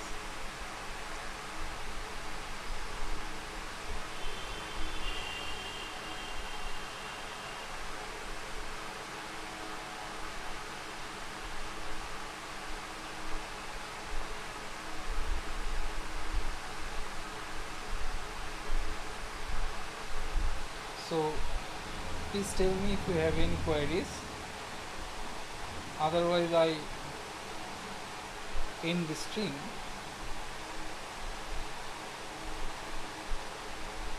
The next day we will discuss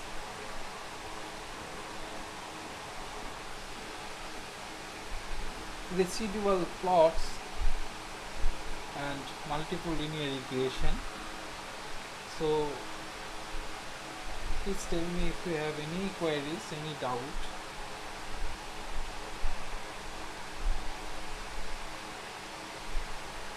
Okay, thank you Ankun, Shostik, thank you, Devaruti, okay. So okay, Oyon Manager, how can you calculate F value by hand? Okay, Oyon.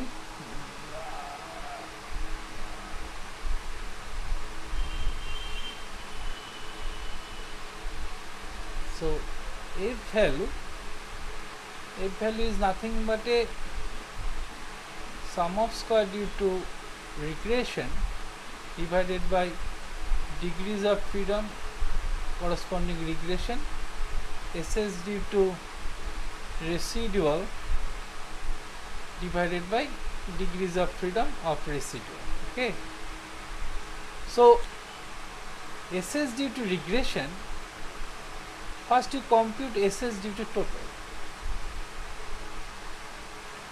So SS due to total is nothing but a sum over I from 1 to n yi minus y bar whole square, where y bar is 1 by n sum over I from 1 to n, and SS due to residual, this is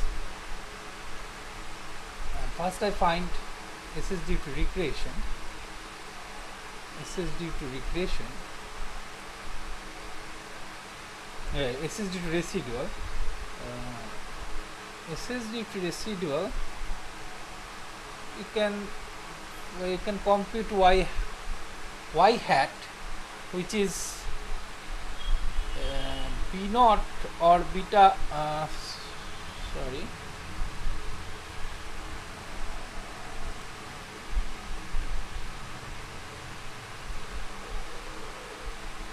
beta naught hat plus beta 1 hat xi, then you can compute ei hat, this is yi minus yi hat. So suppose you have n data, for n observation you can compute yi hat, then from yi hat you can get ei hat, which is the difference between observed yi corresponding predicted yi. Okay, so then you compute I from 1 to n ei hat square, or otherwise you compute r of xy, this is the correlation coefficient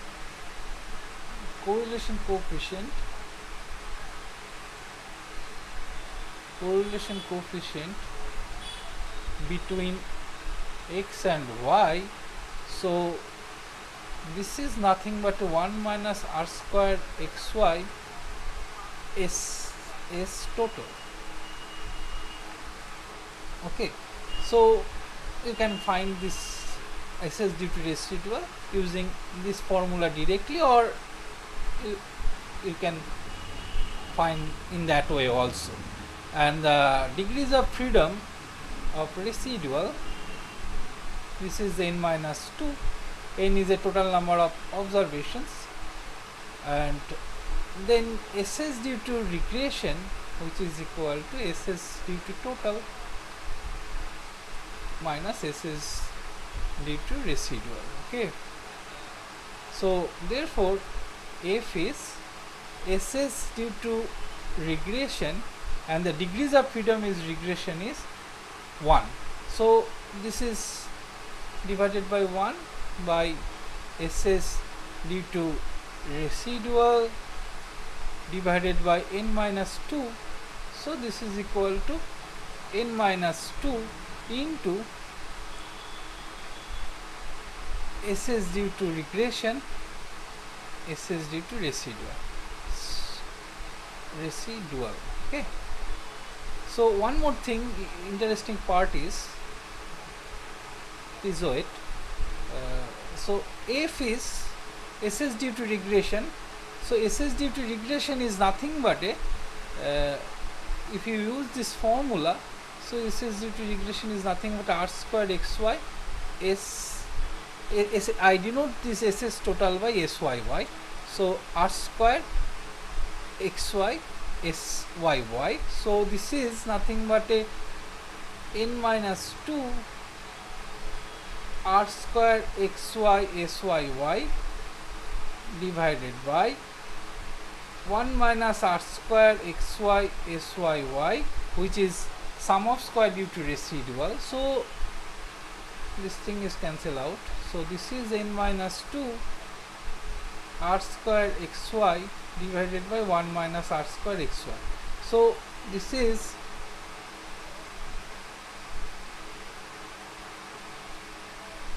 nothing but a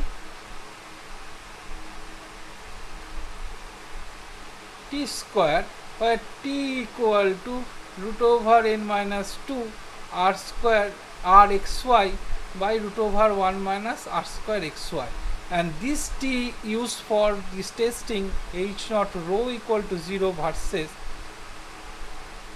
rho equal to 0 versus rho not equal to 0, maybe rho greater than 0, rho less than 0, whatever, that the corresponding null hypothesis is rho equal to 0. So see that, so it is very interesting for simple linear regression model. This f statistics is nothing but a t square, and this is if you use for both tail test the rho not equal to 0, here rho is a true correlation coefficient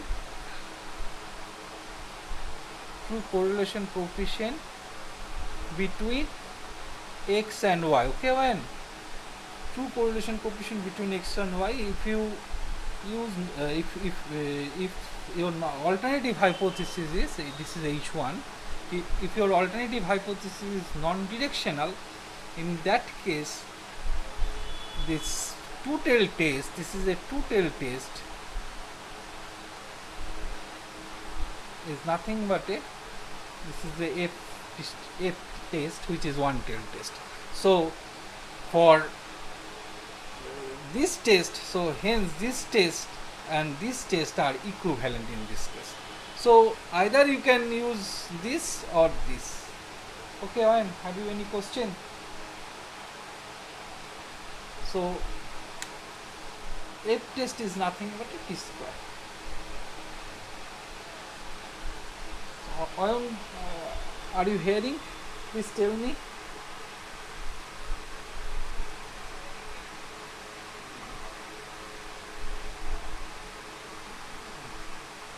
Please tell me.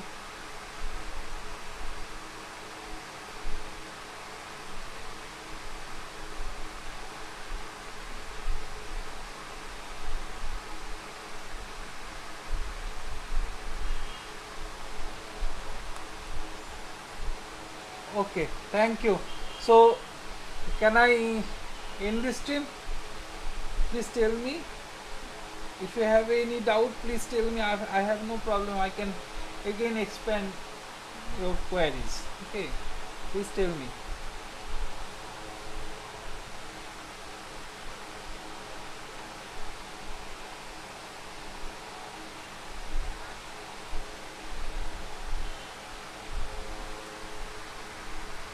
So I think you have no doubt.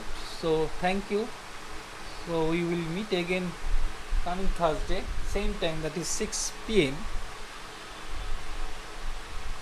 So in that class we will discuss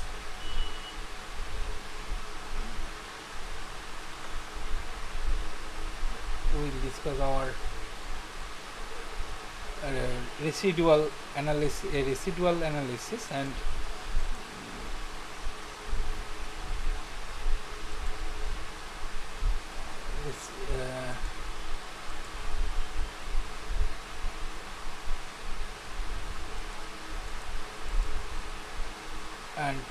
multiple regression. Till then, thank you.